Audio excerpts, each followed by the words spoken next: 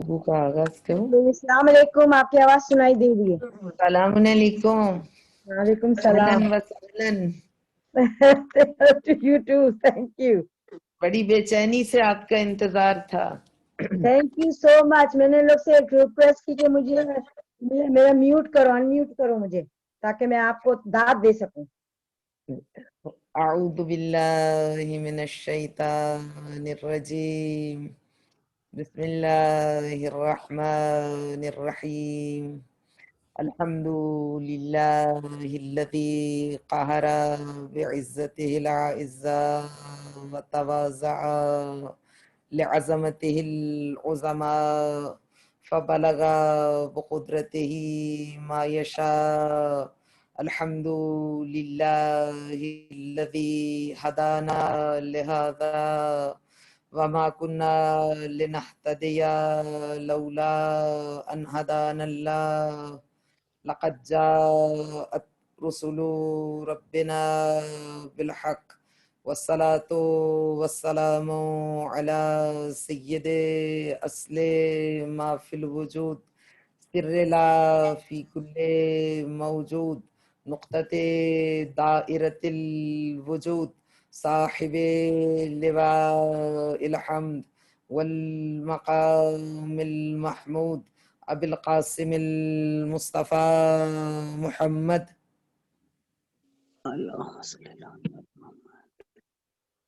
वअला अहले बैतिहि त्तय्यबीन अत्ताहिरीन अल-मअसूमीन अल्लज़ीना अज़हबल्लाहु अन्हुमुर रिज्स व तह्हरहुम तत्हीरा। اللهم صل على محمد अम्मा बअद फ़क़द क़ाल अल्लाहु तबारक व तआला फ़ी किताबिहिल मजीद व फ़ुरक़ानिहिल हमीद क़ौलुहुल हक़ बिस्मिल्लाहिर रहमानिर रहीम इन्ना अक्रमकुम इंदल्लाहि अत्क़ाकुम सलावत। اللهم صل على محمد وآل محمद। जी मुझे दूसरी ख़वातीन की आवाज़ सुनाई नहीं दे रही। जहाँ पे मरसिया हुआ है वो पहले आवाज़ सुनाई दे रही थी जब हदीस किस्सा हो रही थी, मगर जब मरसिये का आगाज़ हुआ तो आवाज़ मुनक़ते हो गई। तो मेरी होस्ट से गुजारिश है अगर इनकी आवाज़ मुझ तक पहुँचने दें। आप एक सलावत भेजिए, मैं गुफ्तगू का आगाज़ करती हूँ। اللهم صل على محمد। जी अभी भी निखत बाजी मुझे दिखाई दे रही हैं मगर उनकी आवाज सुनाई नहीं दे रही। उस ग्रुप की आवाज सुनाई नहीं दे रही जहाँ पे मरसिया पढ़ा गया है। खालिक़े कायनात ने कुरान करीम में कारवाने नौए इंसानी को मोरद खिताब करार दिया। इन्ना अक्रमकुम इंदल्लाहि अत्क़ाकुम। गुज़श्ता कुछ अय्याम में हमने सूरह मुबारक हुजुरात की इस आयत पर थोड़ी सी हसब मक़दूर गुफ्तगू की है कि इस्लाम में मियार फजीलत का मियार, इंसानी फजीलत का मियार मर्द-ओ-ज़न की बुनियाद नहीं, बल्कि इस्लाम मियार फजीलत को तक़वा की बुनियाद पर करार देता है। इन्ना अक्रमकुम इंदल्लाहि अत्क़ाकुम। बेशक जो तुम में से ज्यादा परहेजगार है वही बारगाह खुदाबंदी में ज्यादा काबिले तकरीम है, वही ज्यादा पसंदीदा है, वही ज्यादा मुक़द्दर है बारगाह हक का, और वही ज्यादा महबूब है। इन्ना अक्रमकुम इंदल्लाहि अत्क़ाकुम। जो सबसे ज्यादा परहेजगार है वो सबसे ज्यादा काबिले तकरीम है। हमने इस मौजू पर कुछ अराइज अपनी ऑडियंस की नजर किए और कुछ आज भी बात करना चाहते हैं कि मौला कायना गुज़श्ता हमारी जो ब्रेंटवुड की शाह नजफ इमाम बारगाह की तकरीर थी उसी को हम आगे कंटिन्यू करेंगे, जिसमें हमने गुजारिश किया था कि मौला कायनात अली इब्न अबी तालिब अलैहिस्सलाम ने नहजुल बलागा में मुत्तकी, पायस, वर्चुअस, परहेजगार लोगों के कुछ सिफात, कुछ उनके कैरेक्टरिस्टिक्स बयान किए।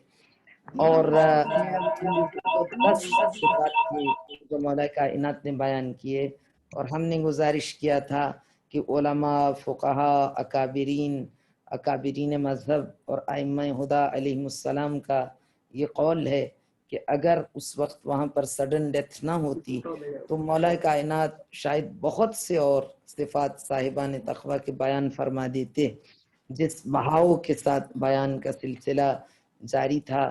لیکن جب وہاں پر ایک با تقوی، ایک مومن، ایک متقی، ایک پرہیزگار، ایک با ایمان شخص کی روح پرواز کر گئی تو پھر وہاں پر مولا کو اپنی سپیچ کو روکنا پڑا۔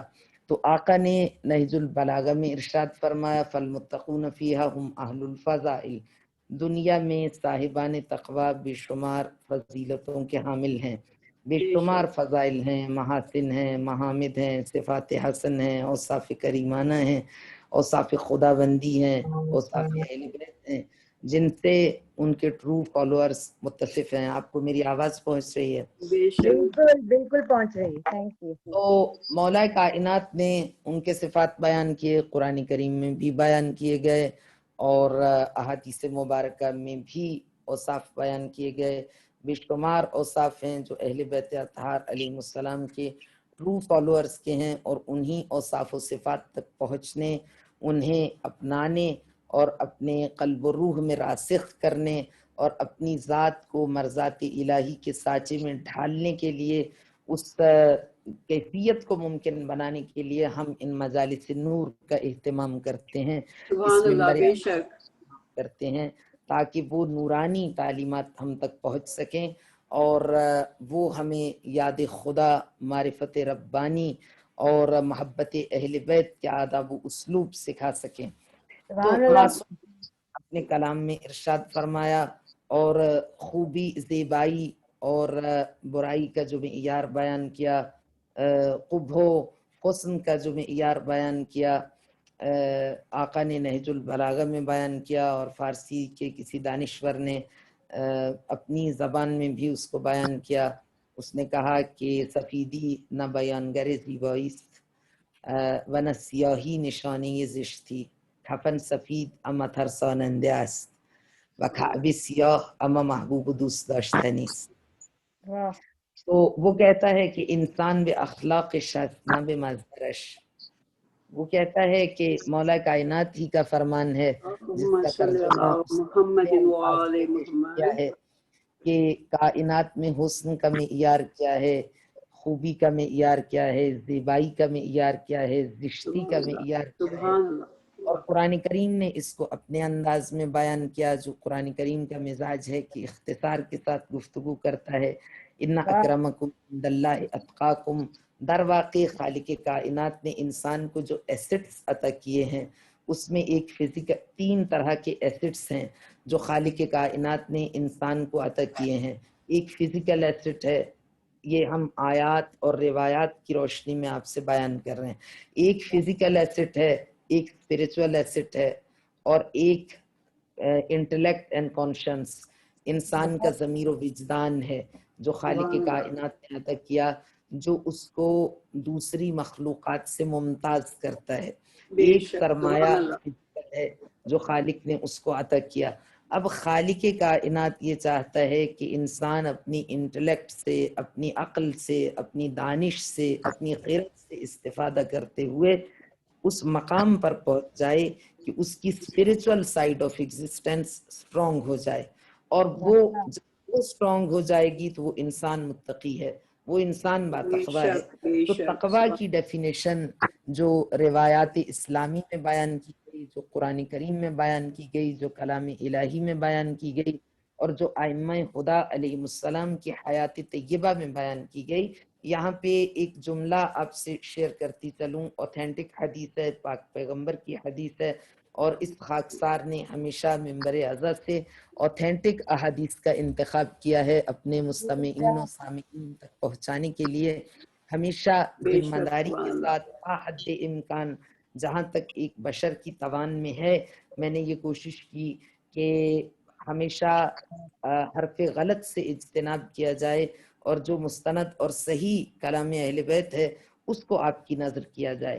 تو آقا نے جو نہج البلاغہ میں ارشاد فرمایا کہ مومن کے صفات، جو ہمارا ٹرو فالوور ہے اس کے صفات کیا ہیں، تو فرمایا فی الزلازل وقور وفی المکارہ صبور وفی الرخاء شکور اما اللیل فصافون اقدامهم تالین لاجزاء القرآن یرتلونہ ترتیلا ویحزنون به انفسهم ویستثیرون به دواء دائهم فإذا مروا بآية فيها تشويق ركنوا إليها طمعا وتطلعت نفوسهم إليها شوقا وظنوا أنها نصب أعينهم وإذا مروا بآية فيها تخويف أصغوا إليها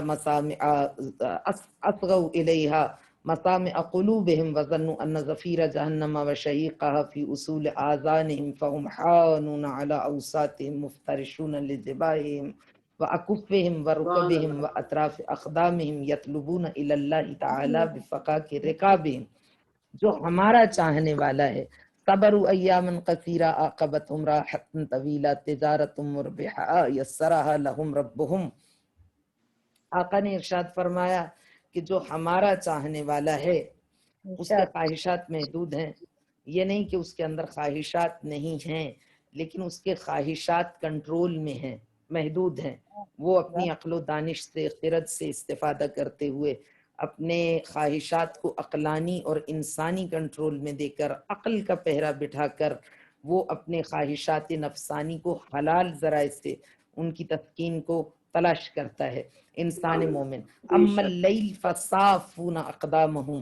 اس سے پہلے کہ نہج البلاغہ کی ان کلمات کا میں آپ کے سامنے ترجمہ پیش کروں، مولا کائنات علی بن ابی طالب علیہ السلام ہی کی ایک کیفیت کو آپ سے شیئر کرنا چاہتی ہوں، جس کو تمام ہمارے منابع نے یکساں صحت کے ساتھ بیان کیا کہ ایک دن مولا کائنات علی بن ابی طالب علیہ السلام کو اس کیفیت میں پایا گیا کہ آقا کا سر سجدے میں تھا اور آقا کے لبان مبارک پر مناجات کے زمزمے رواں تھے.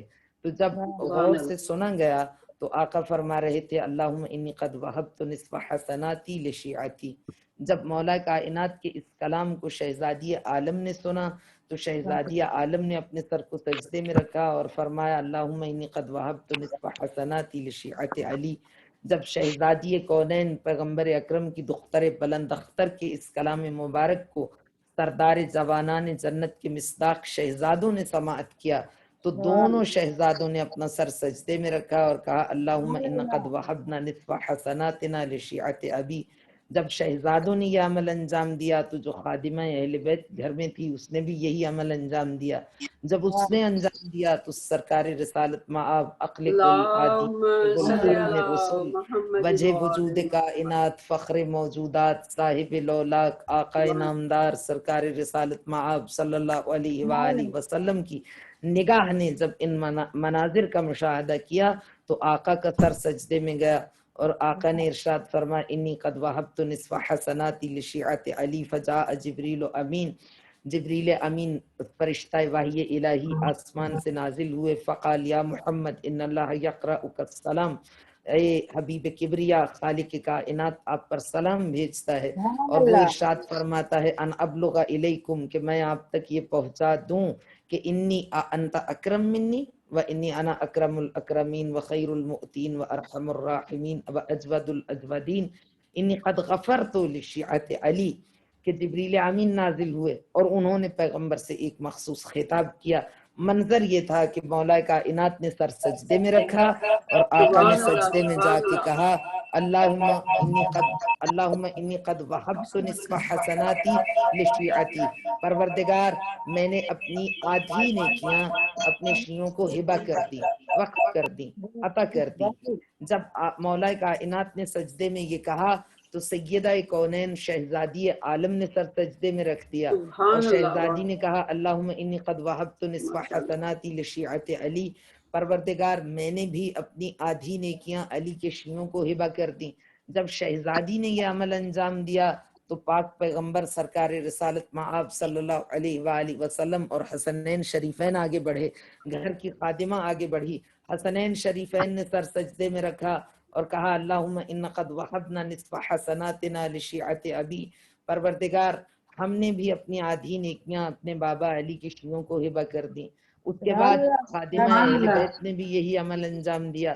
پھر سرکار رسالت معاذ نے سر سجدے میں رکھا اور فرمایا اللہم انی قد وہبت نصف حسناتی لشیعت علی، پروردگار میں نے بھی اپنی آدھی نیکیاں علی کے شیعوں کو ہبہ کر دی. اب یہ نیکیاں کس معیار و وزن کی ہیں؟ حدیث کی صحت کیا ہے؟ حدیث اوتھینٹک ہے، مستند ہے، یکساں صحت کے ساتھ منابع اسلامی نے اس کو بیان کیا. اس کی صحت میں کوئی ڈاؤٹ نہیں، اس میں کوئی شک و شبہ نہیں. یہ حدیث ہے اور ایسا واقعہ رونما ہوا اور تاریخ کے اوراق پر ایک مستند حدیث کے طور پر ثبت ہے. اور مولا کائنات کا یہ کہنا کہ پروردگار میں نے اپنی آدھی نیکیاں اپنے شیعوں کو ہبہ کر دی. آپ کو میری آواز پہنچ رہی ہے؟ فرما آدھی نیکیاں میں نے اپنے شیعوں کو ہبہ کر دی. تو یہ بڑا غور طلب جملہ ہے کہ علی ابن ابی طالب پہلے تو یہ جانا جائے شخصیت کون ہے، اس کی نیکیوں کا معیار و وزن کیا ہے، مولا کائنات کی ایک نیکی کا معیار و وزن کیا ہے. اگر مولا کائنات کی ایک نیکی کا معیار پرکھنا اور وزن کو سمجھنا ہو تو پھر ہمیں پاک پیغمبر کی زبان وحی ترجمان سے ادا ہونے والے ان کلمات مبارک کی جانب رجوع کرنا پڑے گا جن کو تمام مکاتب فکر اسلامی نے، تنہا مکتبہ ہمارے مکتبہ فکر نے نہیں، مکتبہ تشیع نے نہیں، تمام مکاتب فکر اسلامی نے پاک پیغمبر کے ان کلمات کو نقل کیا. اور حتیٰ کہ نان مسلم آتھر نے اپنی کتاب میں لکھا کہ لا خلاف بین المسلمین ان علی کان اشجع الناس بعد رسول اللہ، ازہد الناس، اعبد الناس، اصف الناس، ازکی الناس، اعدل الناس، کہ اعلم الناس، مسلمانوں میں اجود الناس. مسلمانوں میں اس بات پر کوئی اختلاف نہیں، مسلمانوں میں ایک ذات ہے جو کنٹروورشل نہیں ہے، جس کے بارے میں کوئی کنٹروورسی نہیں. خلافت کا مسئلہ نہیں، اس کے صفات کا مسئلہ. کہا وہ ایک تنہا ذات ہے جس پر سارے مسلمان متفق ہیں. اللہ کے بعد، کعبے کے بعد، پیغمبر کے بعد، قرآن کے بعد پانچویں چیز ہے جس پر سارے مسلمان یکساں طور پر متفق ہیں، اور وہ اس کے کمالات ہیں. اور وہ کون ہے؟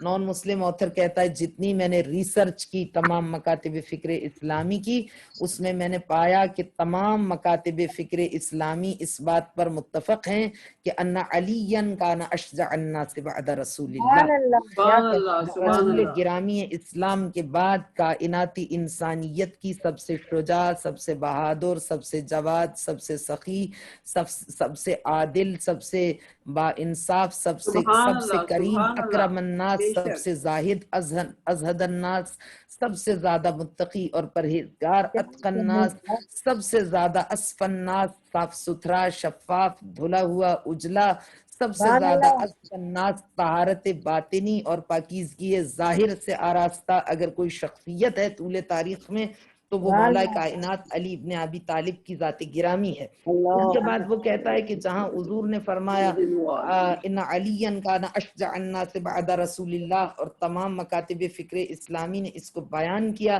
تو کہتا ہے کہ علی کے شجاع ہونے کی سب سے بڑی دلیل جو مکاتب فکر اسلامی نے بیان کی وہ روز خندق پاک پیغمبر کے وہ کلمات اور فرشتہ وحی الہی کا وہ ما بین ارض و سما گونجنے والا نغمہ اور ترانہ ہے. ضربت علی یوم عبادت ثقلین.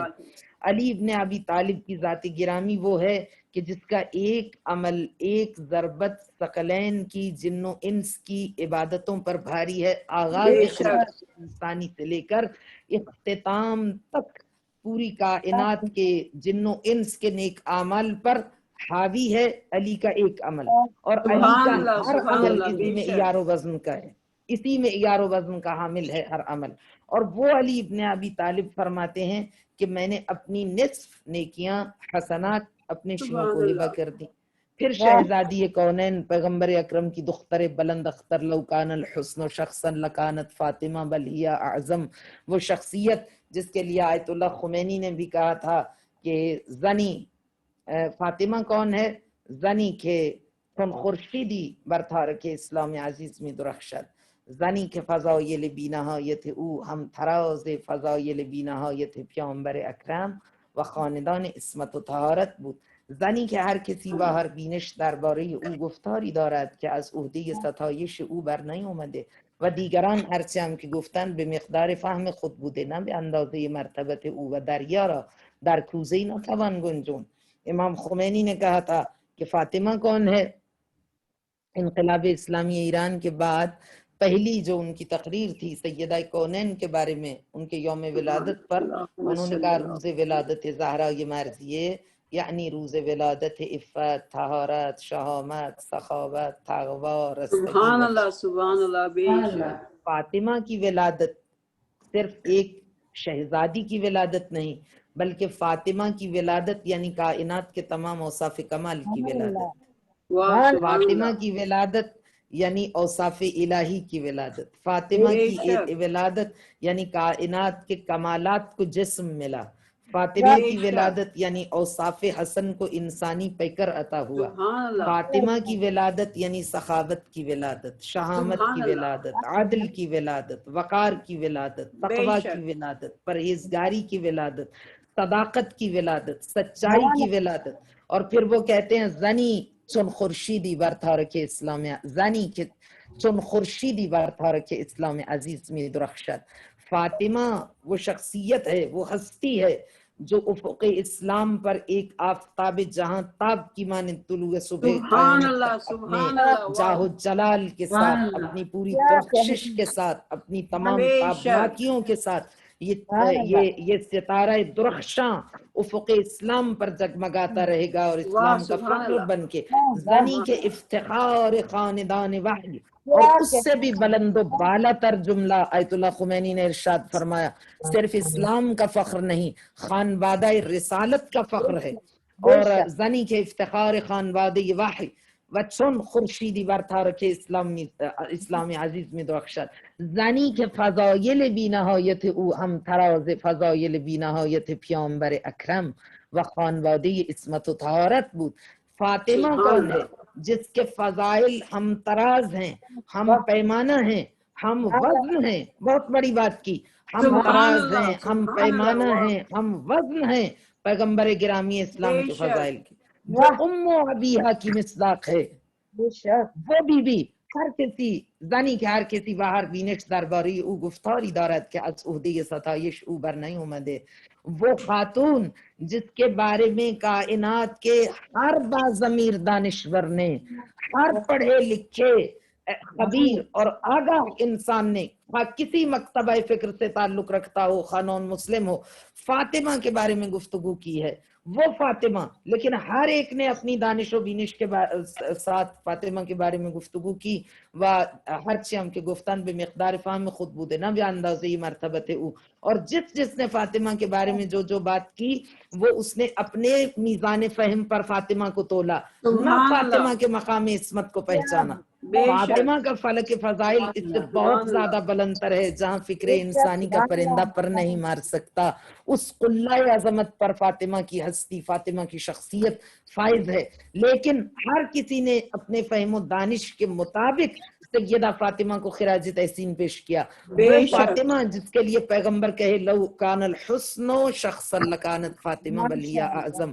اگر کائنات کی ساری رعنائیوں، خوبیوں، محاسن، محامد، کمالات، اوصاف حسن، فضائل نفسی، اوصاف صفات رشیدہ، اوصاف حمیدہ کو ایک پیکر واحد میں سمیٹ دیا جائے تو میری دختر بلند اختر فاطمہ ہمارے سے سبحان وجود اللہ میں آتی سبحان ہے. اللہ بے بل ہی شک اعظم، بلکہ کائنات کی فضیلتیں چھوٹی ہیں، میری فاطمہ بڑی ہے. واہ واہ میری واہ سبحان فاطمہ کا اللہ بے مقام شک بلند بے ہے. شک کائنات کے محاسن کم ہیں، فاطمہ کے حسن کی واہ درخشش سبحان اللہ زیادہ بے ہے. شک وہ بی بی فاطمہ جس کو پیغمبر تو کہے لو کان الحسن شخصا لکانت فاطمہ بل ہی اعظم، اور خالق اس بی بی کو کیسے متعارف کرائے، انا اعطیناک الکوثر. سبحان اللہ واہ واہ کیا اس ساری کائنات کو خالق کائنات قل متاع الدنیا قلیل کہے کہ دنیا کی متاع بہت مختصر ہے، بہت قلیل ہے، بہت چھوٹی ہے. یہ دنیا اپنے تمام تر موجودات کے باوجود بے یہ شک بہت قلیل ہے، نگاہ قرآن میں، نگاہ اسلام میں، نگاہ خالق میں، پیدا کرنے والے کی نگاہ میں. اور جب مقام تعارف فاطمہ میں آئے، تو خالق کہے انا آتینا کل کوثر، اے سبحان رسول اللہ ہم سبحان نے اللہ، تجھے بے شک سرچشمہ خیر کثیر عطا کیا، بے ہم نے شک تجھے کوثر ہدایت عطا کیا، بے ہم نے شک، تجھے سبحان اللہ سلسبیل نور عطا کی، سبحان کوثر اللہ ہدایت، سر چشمہ خیر کثیر۔ وہ فاطمہ بارگاہ خدا بندی میں سجدہ ریز ہو اور کہے پروردگار اللہم انی قد وہبت نصف حسناتی لشیعت علی، پروردگار میں نے اپنی آدھی نیکیاں علی کے شیعوں کو عطا کر دی، ہبا کر دی، سبحان ان کے اللہ، واہ خزانے واہ میں جمع کرا دی، ان کے اکاؤنٹ میں، ان کے نامہ اعمال میں۔ واہ واہ، اس کے سبحان بعد اللہ سیدہ شباب اہل الجنہ کے مصداق، سردار جوانان جنت کے مصداق شہزادے بلند ہو، اللہم ان قد وہبنا نصف حسناتنا لشیعت ابی، پروردگار ہم نے بھی اپنی نصف نیکیاں واہ اپنے بابا کے شیعوں کے خزانے میں جمع کر دی، ان کے سبحان خزانہ اللہ، بے آخرت میں شک جمع کر دی۔ اس کے بعد خادمہ بھی یہی کرے، پھر پاک پیغمبر بلند ہوں اور وہ سجدہ ریز ہو جائیں محراب عبادت میں۔ اور وہ پیغمبر کون؟ صاحب لولاک، فخر واہ موجودہ، واہ واہ سبحان وجہ اللہ وجود کائنات، عقل کل، ہادی کیا سبل، بولیں۔ ختم رسل، آقا انعامدار، واہ طٰہٰ، سبحان اللہ یاسین، سبحان اللہ مزمل، مدثر، بشیر، نذیر، سراج منیر، سبحان اللہ، وہ بے طاہر، شک سید بے و شک، سردار، سبحان جس کی زلفوں کی قسم اٹھائے، ولا عمرو کا، جس کی پوری زندگی کی قسم اٹھائے، جس کی سبحان جان اللہ کی قسم اٹھائے، جس سرزمین پہ اس کے قدم پڑ جائیں اس شہر کی قسم اٹھائے، ما اقسم سبحان اللہ فلا اقسم بہذا البلد، اس شہر کی، اس مدینہ طیبہ کی قسم اٹھائے، کبھی اس کی نیم نگاہی کا تذکرہ قرآن کریم میں واہ، کرے، اسے اداؤں سے پکارے، اس کے انداز و سبحان اطوار اللہ کو یاد سبحان اللہ کرے، کبھی اس کی بلند ہوتی ہوئی نگاہ کو، کبھی اس کے اشارہ چشم و ابرو کو قرآن میں بیان کرے۔ وَلَقَدْ نَرَى سبحان تَقَلُّبَ وَجْهِكَ فِي السَّمَاءِ، اے رسول تیری زبان کو ضرورت نہیں متحرک ہونے کی، ہم تیرے ارادے سے آگاہ ہیں، تیرے اشارہ چشم و ابرو سے آگاہ ہیں۔ فَلَنُوَلِّيَنَّكَ قِبْلَةً تَرْضَاهَا وَلَسَوْفَ يُعْطِيكَ رَبُّكَ فَتَرْضَىٰ، ہر نبی چاہتا ہے خدا اس سے راضی ہو جائے، اور خدا چاہتا ہے یہ نبی طیب و طاہر مجھ سے راضی ہو جائے۔ یہ سبحان کمالات اور اے رسول ورفعنا لکا، اے رسول ورفعنا لکا ذکرک، ہم تیرے ذکر کو کائنات میں بلند کرتے ہیں۔ دوسروں کو حکم سبحان دیا اللہ جائے کہ اللہ کا ذکر کرو، اس کے ذکر کے پرچم بلند کرو، اور اپنے حبیب سے مقام خطاب میں آئے خالق تو کہے کہ ہم تیرے ذکر کو کائنات میں بلند سبحان کرتے اللہ، ہیں۔ بے شک اپنا سبحان اللہ اپنا تذکرہ کرے تو اپنا نام جو لے وہ الگ ہے، اور جو حبیب کا نام لے خود کو محمود کرے، خود کو محمود کہے، حبیب کو محمد کہے۔ سبحان محمود اللہ یعنی جس کی تعریف کی جائے مگر کم، اور محمد جس کی بہت زیادہ تعریف کی جائے، اتنے مقامات سے نوازے۔ جب اس کے مزاج کی تعریف کرے، مزاج کا تعارف کرائے تو کہے انک لعلی خلق عظیم، متاع دنیا قلیل ہے اور تیرے اخلاق عظیم ہے، تیرے سبحان اللہ، محاسن بے بے شک شمار ہیں، سبحان لا اللہ تعداد ہیں، سبحان اللہ، ناقابل شمارش ہیں، تیرے کمالات کا کوئی احصا نہیں کر سکتا، تیرے بے اوصاف کا شک کوئی احاطہ نہیں کر سکتا۔ اے بے رسول شک تو معظم ہے، تو مکرم ہے، تو کائنات کے ہمارے سے وجود میں آنے کا سبب ہے، تو رحمت سبحان اللہ، بے الہی، شک انا ارسلناک وما ارسلناک الا رحمتا للعالمین، تو کائنات کے لیے سراپا رحمت ہے۔ اس نبی مکرم وہ سجدے میں سر رکھے، اللہم انی قد وہبت نصف حسناتی لشیعت علی، پروردگار میں نے بھی اپنی نصف نیکیاں علی کے شیعوں سبحان کو عطا اللہ کر دی۔ سبحان اللہ، جب بے پیغمبر یہ حکم، جب پیغمبر سجدے میں اس طرح سے درخواست گزار ہوں تو حکم الہی لے کر فرشتہ وحی الہی زمین پر آ جائیں، عازم زمین ہوں اور کہیں کہ اے احمد مجتبی ان اللہ یقرأک السلام، خدا آپ کو سلام بھجوا رہا ہے اور کہتا ان ابلغ الیکم، میں آپ تک ایک پیغام پہنچا دوں۔ پیغام کیا ہے؟ انت اکرم منی، اے رسول کیا تو مجھ سے زیادہ کریم ہے؟ وَإِنِّي أَنَا أَكْرَمُ الْأَكْرَمِينَ وَأَجْوَدُ الْأَجْوَدِينَ وَخَيْرُ الْمُؤْتِينَ وَأَسْخَلُ، اے رسول کیا انا اکرم الاکرمین، انی انا اکرم الاکرمین، میں ہر کریم سے زیادہ کریم ہوں، خیر المؤتین، سبحان اللہ ہر عطا کرنے والے سے بڑا منبع فیض اور چشمہ عطا ہوں، سبحان اللہ اجود سبحان الاجودین، اللہ، ہر جواد سے زیادہ صاحب بخشش و احسان و جود و صفا ہوں، بے ارحم شک الراحمین، ہر رحم کرنے والے سے زیادہ رحم کرنے والا ہوں۔ تو تو نے اپنی نصف نیکیاں علی کے شیعوں کے لیے ہبہ کی، لیکن انی غفرت لشیعت علی، میں نے علی کے شیعوں کو یوں ہی معاف کر کے انہیں حصول جنت کا استحقاق عطا کر دیا۔ سبحان اللہ، فرشتہ سبحان اللہ، الہی یہ پیغام لے کے آئے۔ سبحان اللہ۔ اب یہ کرنا چاہتی ہوں، حدیث اوتھینٹک ہے، لیکن ہم جس مسئلے سے دو چار ہیں وہ یہ ہے کہ ہمارے ممبر پر ایسے افراد آ جاتے ہیں، ہمارے یہاں کوئی معیار نہیں ہے ممبر پر لوگوں کو بٹھانے کا، جس کا دل چاہے ممبر پر آ جاتا ہے اور جو دل چاہے بیان کر کے چلا جاتا ہے۔ ہم جاہل خطبہ میں اور کم علم اہل ممبر میں پھنسے ہوئے لوگ ہیں۔ یا ممبر پر آنے والا طالب علم ہونا چاہیے یا عالم دین ہونا چاہیے، کم از کم اس کی شخصیت ایسی ہو جو مستند ہو، جو علوم اہل بیت کو صحیح طریقے سے ممبر پر بیان کر سکے، بے شک۔ حدیث کو تجزیہ و تحلیل کے مراحل سے گزار سکے۔ بہت سے مقامات پر ہماری، آپ ناراض تو نہیں ہو رہی؟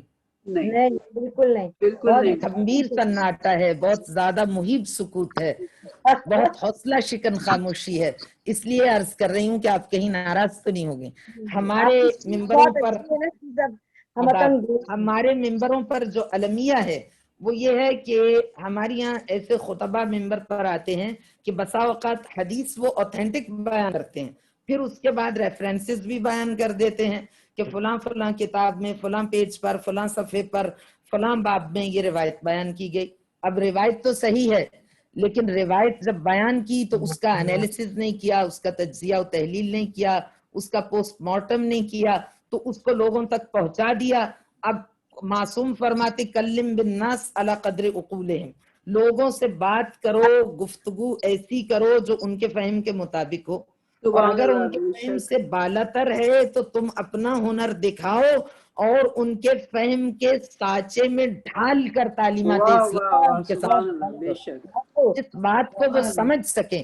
اسی لیے مولا کائنات کو پاک پیغمبر نے کہا عین اللہ، حالانکہ اللہ کی تو آنکھ نہیں، اذن اللہ، اللہ کا کان، حالانکہ اللہ کا تو کان ہی نہیں ہے، وہ تو جسم و جسمانیت سے ماورا ہے۔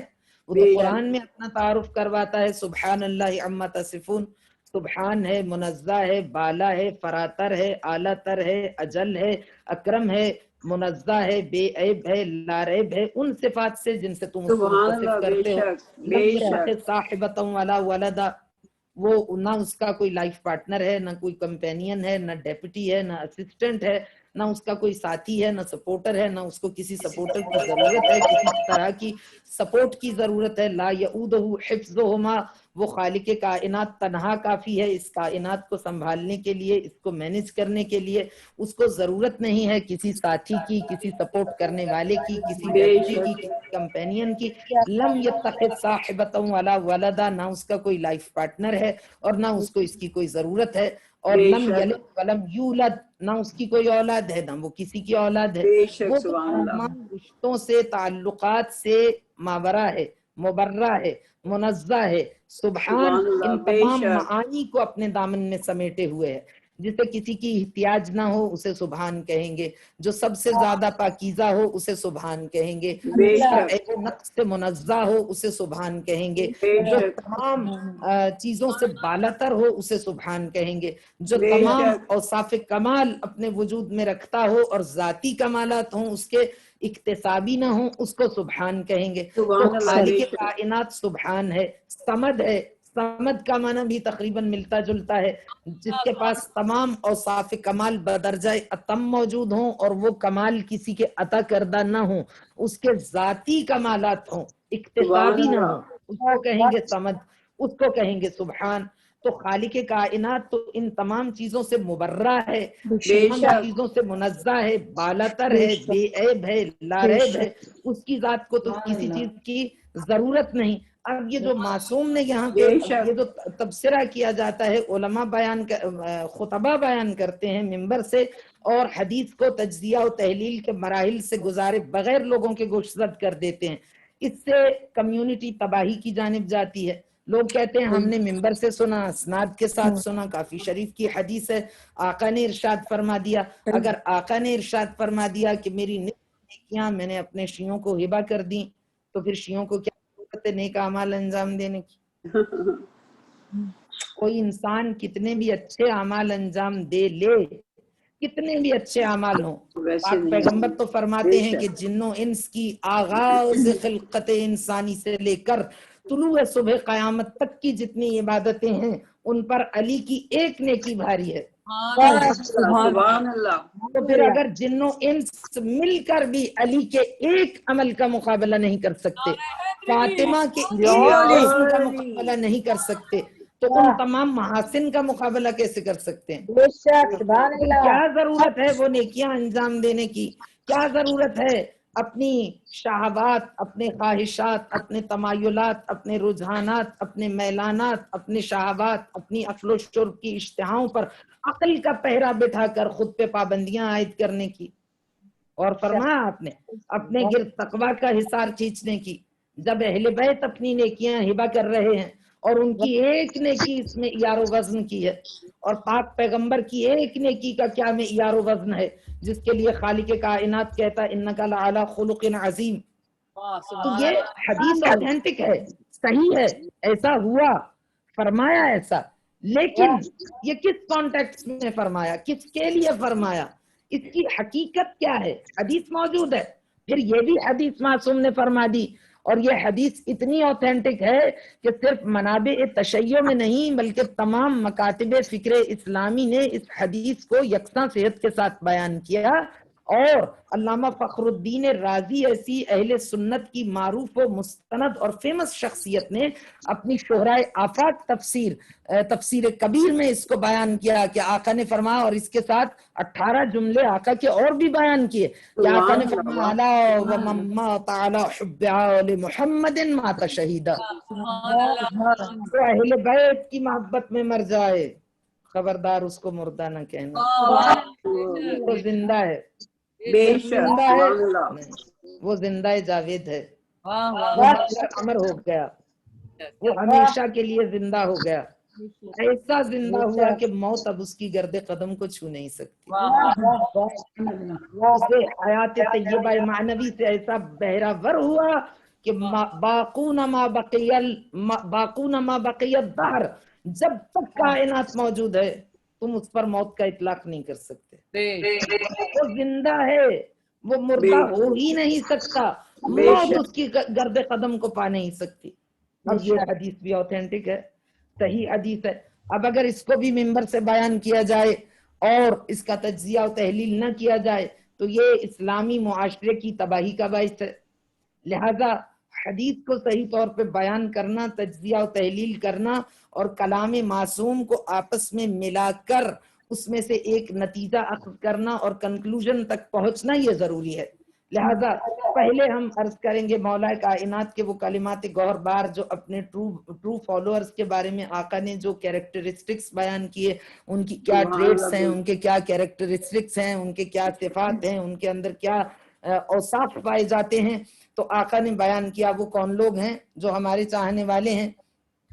अम्मल लैल, सिफात ज्यादा हैं, जाहिर है एक मजलिस में हम बयान नहीं कर सकते। फलमुत्तकून फीहा हुम अहलुल फज़ाइल मंतिकुहुमुस सवाब व मलबसुहुमुल इख्तिसाद व मशयुहुमुत तवाज़ु, हमारे चाहने वाले ऐसे हैं। अम्मल लैल फसाफून अक़दामहुम तानील, अम्मल लैल फसाफून अक़दामहुम तालीना लिअज्ज़ाइल क़ुरआन युरत्तिलूनहु तरतीला व युहज़्ज़िनून बिही अनफुसहुम व यस्तसीलून बिही दाइया फ़इज़ा मर्रू बिआयतिन फ़ीहा तशवीकुन रकनू इलैहा तमअ व तत्तलअत नुफूसुहुम इलैहा शौक़ा वज़न्नु अन्नहा नुस्बा अयुनिहिम व इज़ा मर्रू बिआयतिन फ़ीहा तख़वीफ़ुन अस्ग़ौ इलैहा मसामिअ क़ुलूबिहिम वज़न्नु अन्न ज़फ़ीर जहन्नम व शहीक़हा फ़ी उसूल आज़ानिहिम फ़हुम हानून अला उसातिहिम मुफ़्तरिशून लिजबाहिहिम व अकुफ़िहिम व रुकबिहिम व अत्राफ़ि अक़दामिहिम यतलुबून इलल्लाहि तआला फ़ी फ़काकि रिक़ाबिहिम व अम्मन नहार फ़हुलमा उलमा अबरारुन अत्क़िया। हमारे चाहने वालों की सिफात क्या हैं? जैसे जैसे शाम ढलती है उनकी एक्साइटमेंट में इजाफा होता चला जाता है। सारा दिन वो शब के, रात के, शाम के ढलने का इंतजार करते हैं। जब रात अपने पर्दे आवेज़ा कर देती है तो वो मेहराब इबादत में पूरी आबोताब के साथ तुलू होते हैं। अम्मल लैल फसाफून अक़दामहुम, मौला कायनात ने पूरी मंजर कशी की है कि तरह मेहराब इबादत में हाजिर होते हैं। کن آداب کے ساتھ، کن شرائط کے ساتھ، کس شان کے ساتھ، صافون اقدامہم، سیدھے کھڑے ہو جاتے ہیں، تالین لاجزاء القرآن، جز جز، لفظ لفظ، حرف حرف قرآن کو سمجھ سمجھ کے پڑھتے ہیں، اس کو کمپریہنڈ کرتے ہیں، سبحان اللہ اس کو سبحان اللہ انڈرسٹینڈ کرتے ہیں، قرآن کو سمجھتے ہیں۔ ترتیل کا معنی یعنی قرآن کو سمجھ کے پڑھنا، اور تلاوت کا معنی بھی یہی ہے، یرتلونہا ترتیلا، قرآن کی تلاوت کرتے ہیں اس کو سمجھ سمجھ کے، وَيَسْتَسِيرُونَ بِهِ دَوَاءَ دَائِهِمْ، اور قرآن کی آیات کو قطرات شفا بنا کے اپنے روح و دل کے اندر سبحان اللہ انڈیلتے سبحان چلے اللہ جاتے ہیں، قطرات شفا بنا کے، یستثیرون ویحزنون به انفسہم، اور اپنے آپ کو یاد آخرت سے وابستہ کرتے ہیں آیات قرآن کے ذریعے سے، اس لیے کہ اگر انسان آیات قرآن سے مانوس ہو جائے تو یحزنون، اداس ہے، دنیا اداس ہے، دنیا میں کچھ رکھا نہیں ہے، جو کچھ ہے وہ آخرت میں، اسی لیے مولا کائنات نے اسی خطبے میں ارشاد فرما ارادتہم الدنیا فلم یریدوہا، تم صرف اگر جاننا چاہو کہ تم اہل تقوی ہو، پارسا ہو، ورچوس ہو، پایس ہو، نیک انسان ہو، تو اپنے آپ کو جانچنے کا جو پیمانہ اسلام نے قرار دیا، خود کو جج کرنے کا، جانچنے کا، اسیس کرنے کا، وہ پیمانہ کیا ہے؟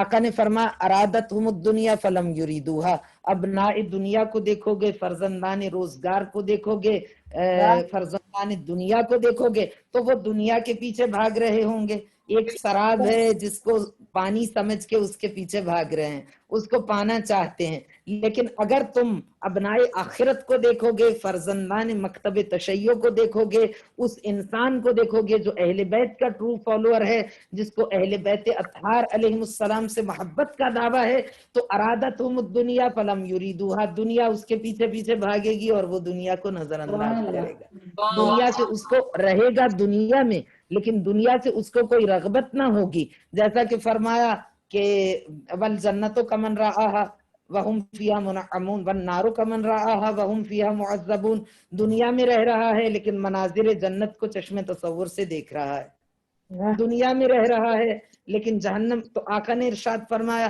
رات کی تاریکی میں جب یہ محراب عبادت میں طلوع ہوتے ہیں، جب یہ رکوع و سجود و قیام و قعود کی لذتوں سے خود کو آشنا کرتے ہیں، جب یہ تلاوت قرآن سے ایک ایک لفظ کو اپنے روح و دل کی غذا بنا کے انڈیلتے ہیں، اپنے باطن کو پاکیزہ کرتے ہیں، اپنے باطن کی صورت گری کرتے ہیں تعلیمات قرآن کے ذریعے سے، تو آقا نے ارشاد فرمایا کہ اذا مروا بآیت، جب یہ کسی اس آیت سے گزرتے ہیں فیہا تشویق، جس میں نعمات جنت کی خوشخبری سنائی گئی ہے، تو رکنوا الیہا طمعا وتطلعت نفوسہم الیہا شوقا، رک جاتے ہیں، وظنوا انہا نصب اعینہم، اور وہ آیات تشویق کو پڑھتے ہوئے ایسا محسوس کرتے ہیں جیسے جنت ان کی نگاہوں کے سامنے ہے، اور پھر ان کا مطمع نظر، ان کی ساری ایفرٹس کا رخ، ان کے سارے جتنی تگ و دو ہے، سعی و کوشش ہے، مجاہدت ہے، جتنی اسٹرگل ہے،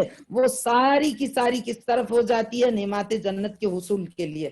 اور اس کے بعد فرماتے وَإِذَا مَرُّوا بِآيَةٍ فِيهَا تَخْوِيفٌ أَصْغَوْا إِلَيْهَا مَسَامِعَ قُلُوبِهِمْ وَظَنُّوا أَنَّ زَفِيرَ جَهَنَّمَ وَشَهِيقَهَا فِي أُصُولِ آذَانِهِمْ، جس وقت وہ کسی ایسی آیت سے گزرتے ہیں جس میں جہنم کے خوف کی وعید دی گئی ہے، تو أَصْغَوْا إِلَيْهَا مَسَامِعَ قُلُوبِهِمْ، وہ اپنے دل کی سماعتوں کو کھول دیتے ہیں، دل کی سماعتوں کو وا کرتے ہیں، اور پھر پورے غور و فکر سے اپنی پوری عقل کے قافلوں کو تصرف میں لا کر ان آیات کا مطالعہ کرتے ہیں، ان میں غور و فکر کرتے ہیں، تو انہیں ایسا محسوس ہوتا ہے ظنوا ان زفیر جہنم وشہیقہا فی اصول آذانہم، گویا جہنم کی بھڑکتی ہوئی آگ کے غضبناک شعلوں کی آواز ان کی سماعتوں تک پہنچ رہی ہے، اور پھر فَهُمْ حَانُونَ عَلَىٰ أُسَاتِهِمْ مُفْتَرِشُونَ لِجِبَاهِهِمْ وَأَكُفِّهِمْ وَرُكَبِهِمْ وَأَطْرَافِ أَقْدَامِهِمْ يَطْلُبُونَ إِلَى اللَّهِ تَعَالَىٰ فِي فَكَاكِ رِقَابِهِمْ، پھر وہ محراب عبادت میں حاضر ہوتے ہیں۔ آقا نے ساتوں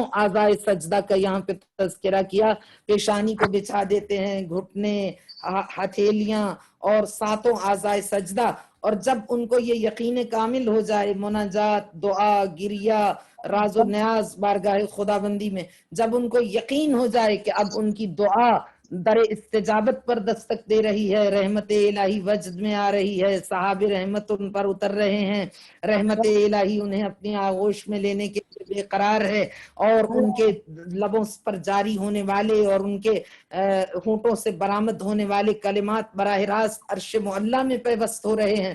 تو اس وقت وہ تنہا ایک چیز خدا سے طلب کرتے ہیں کیونکہ اہل معرفت ہیں۔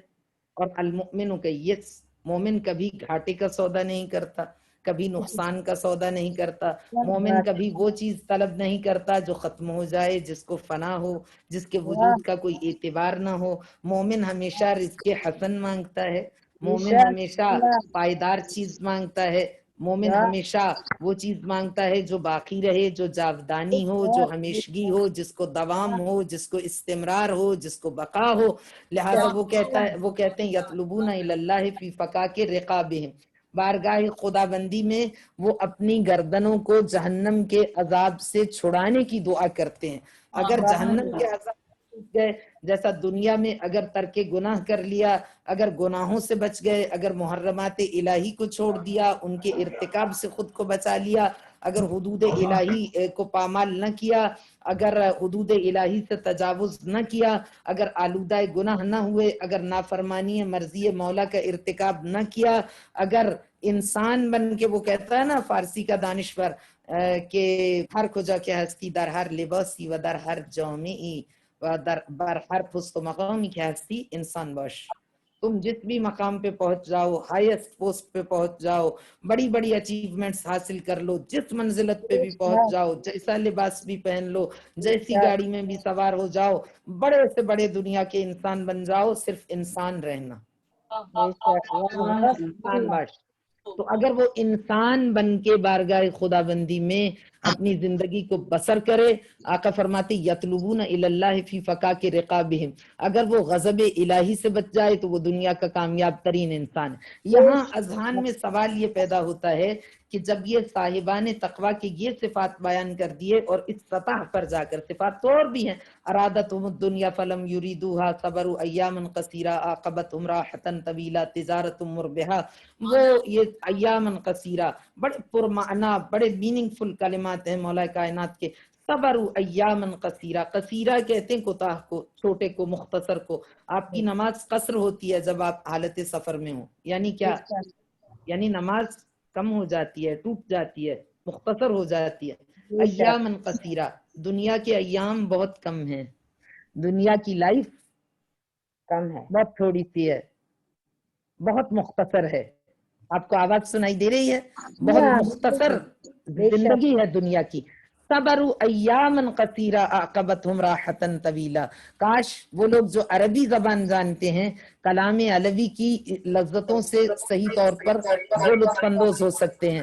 صبروا ایاما قصیرا عاقبتہم راحتا طویلا، وہ ان تھوڑے سے دنوں کو صبر سے گزار بیٹھتے ہیں، عاقبتہم راحتا طویلا، وہ کبھی نہ ختم ہونے والی آسائش، وہ کبھی نہ ختم ہونے والی نعمات، وہ ابدی سعادتیں جو تمہارا استقبال کرنے والی ہیں، جو ہمیشہ جاری و ساری رہنے والی ہیں، ان نعمات کی امید پر دنیا کے ان ایام کو صبر سے، جو تھوڑے سے ایام ہیں، کم لبستہ قرآن کا خطاب ہے، قرآنی حقیقت ہے، خطاب ہوگا کم لبستہ، دنیا میں کتنا عرصہ رہے، کہے گا لبست ساعت، لبست یوما او بعض یوم، رہا ہزاروں سال ہے، اور کہے گا ایک دن یا دن کا تھوڑا سا حصہ۔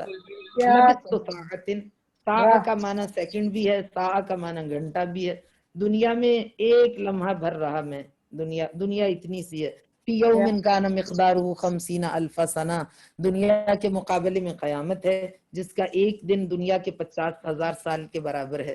تو جو زیرک ہے، جو کیس ہے، جو ہوشیار ہے، جو سمجھدار ہے، جو دانشمند ہے، جو اہل دانش و عقل و خرد ہے، جو مکتب معصوم کا پیروکار ہے، جو فرزند مکتب تشیع ہے، جو مکتب علوی پر چلنے والا ہے، جو ان کے فٹ سٹیپس کو فالو کرنے والا ہے، جو ان کے نقوش قدم پر جاری رکھنے والا ہے اپنے زندگی کے سفر کو، وہ انسان صبر ایام قصیرہ عاقبتہم راحتا طویلا، فی الزلازل وقور وفی المکارہ صبور وفی الرخاء شکور، فی الزلازل وقور، زلزلوں میں زلزلے سے مراد ارتھ کوئک نہیں ہے، نشیب و فراز زندگی کے، بے یہ شک جو زندگی میں زندگی اپ ڈاؤن ہوتی رہتی ہے، نشیب و فراز آتے ہیں، زندگی کی ہارڈ شپس ہیں، مسائل ہیں، سختیاں ہیں، مشکلات ہیں، امتحانات ہیں، آزمائشات ہیں، ابتلاعات ہیں، پھر زلازل وقور وقار کے ساتھ گزر جاتا ہے،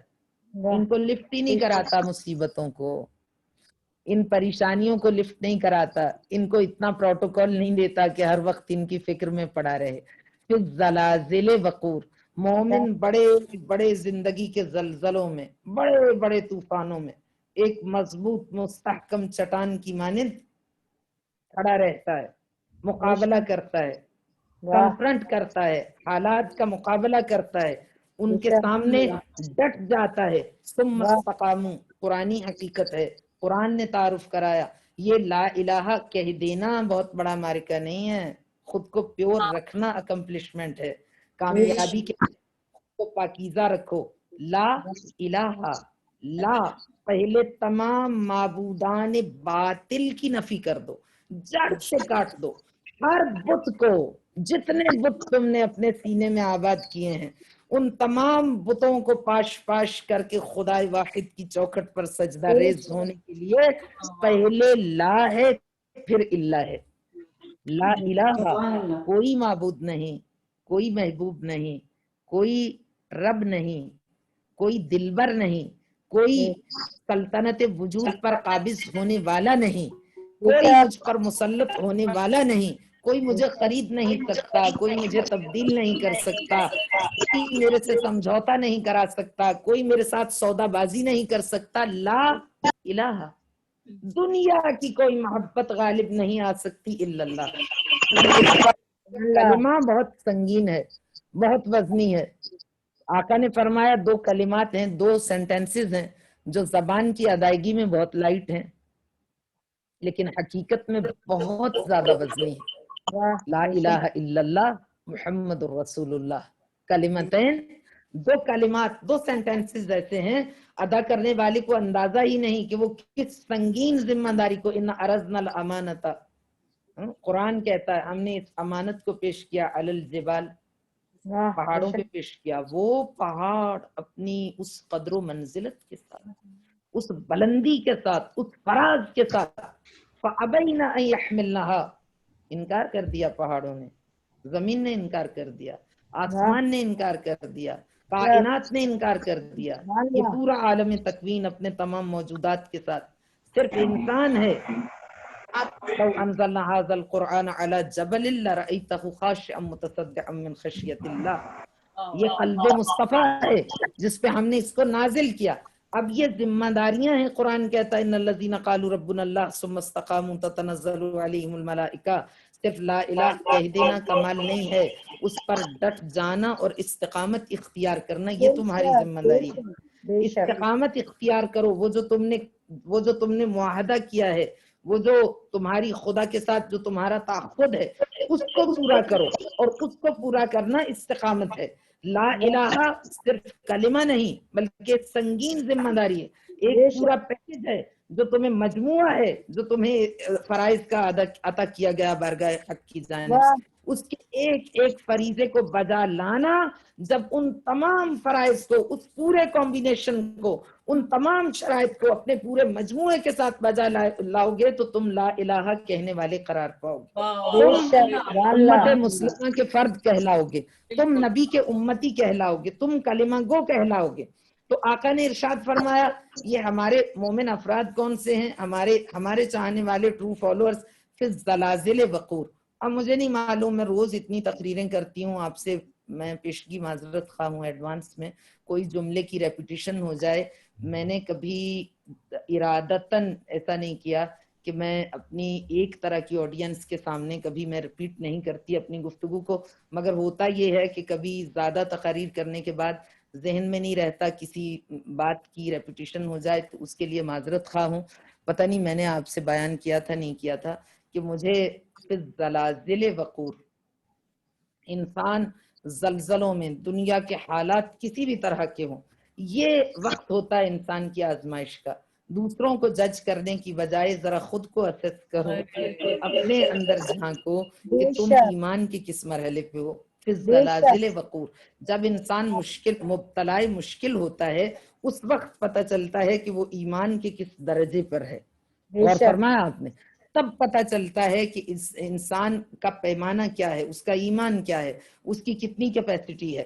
فی الزلازل وقور، پہلا جملہ مولا کائنات نے یہ ارشاد فرمایا فی المکارہ صبور و فی الرخاء شکور، بعد میں کہا کہ وہ آسانی میں، فراوانی میں، وسعت میں، وفور نعمت میں، نعمات الہی کے حصول کے وقت خدا کی بارگاہ میں شاکر ہے، شکر کرنے والا۔ یہاں پہ ایک جملہ بھی مجھے یاد آ گیا فارسی کے ایک دانشور کا، وہ کہتا وقتی میخواهی سرت را به بالا ببری قبل از این که سرت را بالا ببری و نداشته هایت را پیش خدا گلایه کنی نگاهت رو نظری پایین بیانداز و داشته هایت را شاکر باش۔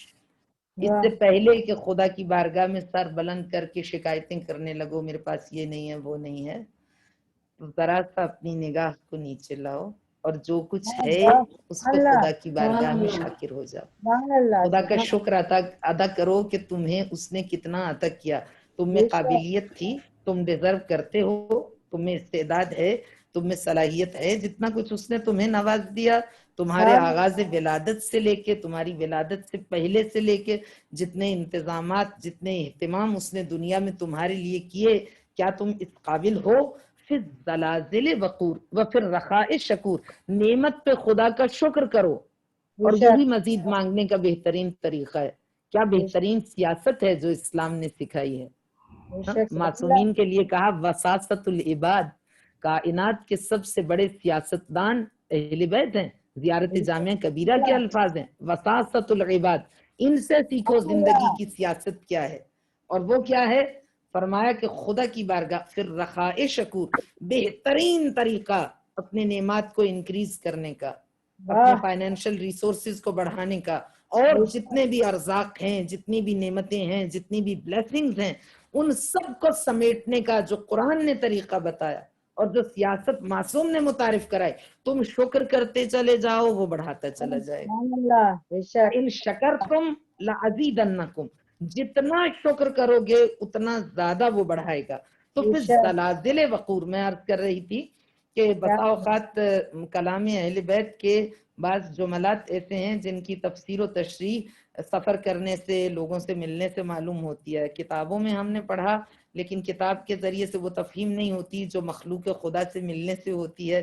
اسی لیے آقا نے فرمایا تجربہ سب سے بڑا استاد ہے۔ مکتب اسلام کے عظیم پیشوا کا کلام ہے، کلام گوہر بار ہے کہ تجربہ سب سے بڑا استاد ہے۔ تو یہ کہ میں نے گزارش کیا تھا کہیں کہ میں ٹریول کر رہی تھی امریکہ ہی سے پاکستان کی جانب، تو وہاں دبئی میں، جب دبئی سے ہم کراچی کے لیے چلے تو ہماری فلائٹ پہنچی پاکستان کراچی۔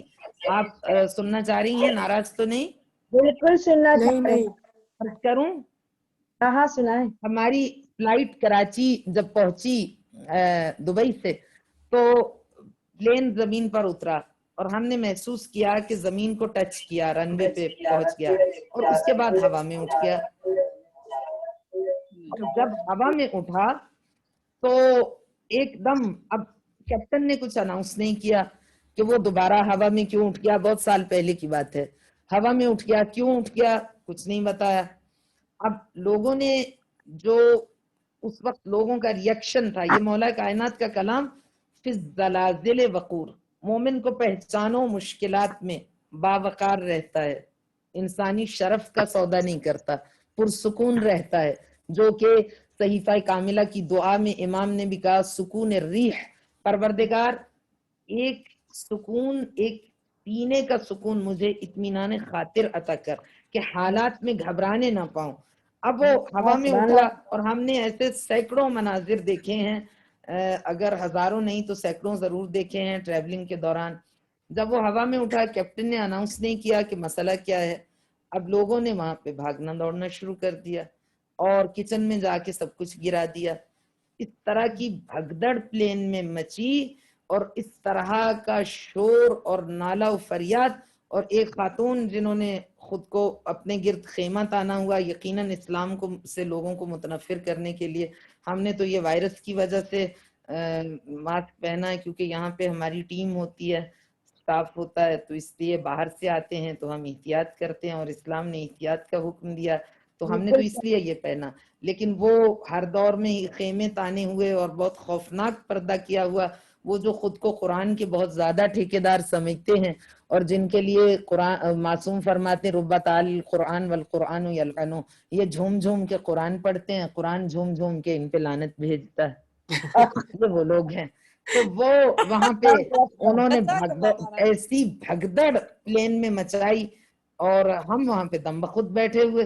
اب وہ خاتون میرے سے اگلی سیٹ پہ تھیں، وہ بھاگ رہی ہیں، وہ اسلام کی ٹھیکیدار خاتون، چلتا پھرتا اسلام، اور کہتی انا للہ و انا الیہ راجعون، انا للہ و انا الیہ راجعون۔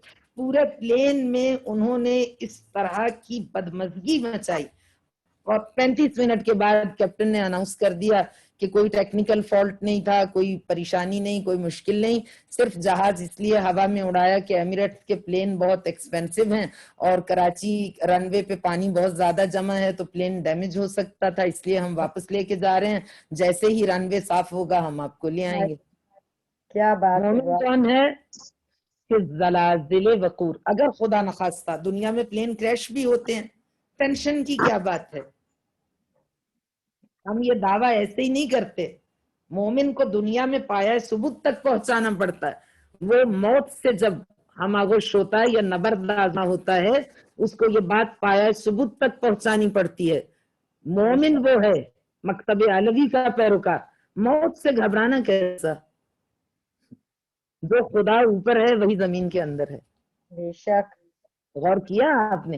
اگر آپ گھبرا بھی جائیں، پریشان بھی ہو جائیں، مثلا مرنا نہیں چاہتے، ہم میں سے کوئی بھی شخص مرنا نہیں چاہتا، وہ زندہ رہنا چاہتا ہے، کیونکہ فطرت انسانی ایسی ہے، اس لیے کہ فطرت میں خدا نے تقاضۂ بقا رکھ دیا ہے، اور بقا موجود ہے، یہ موت اس بقا تک پہنچنے کا ذریعہ ہے، لیکن انسان سمجھتا نہیں ہے اس بات کو۔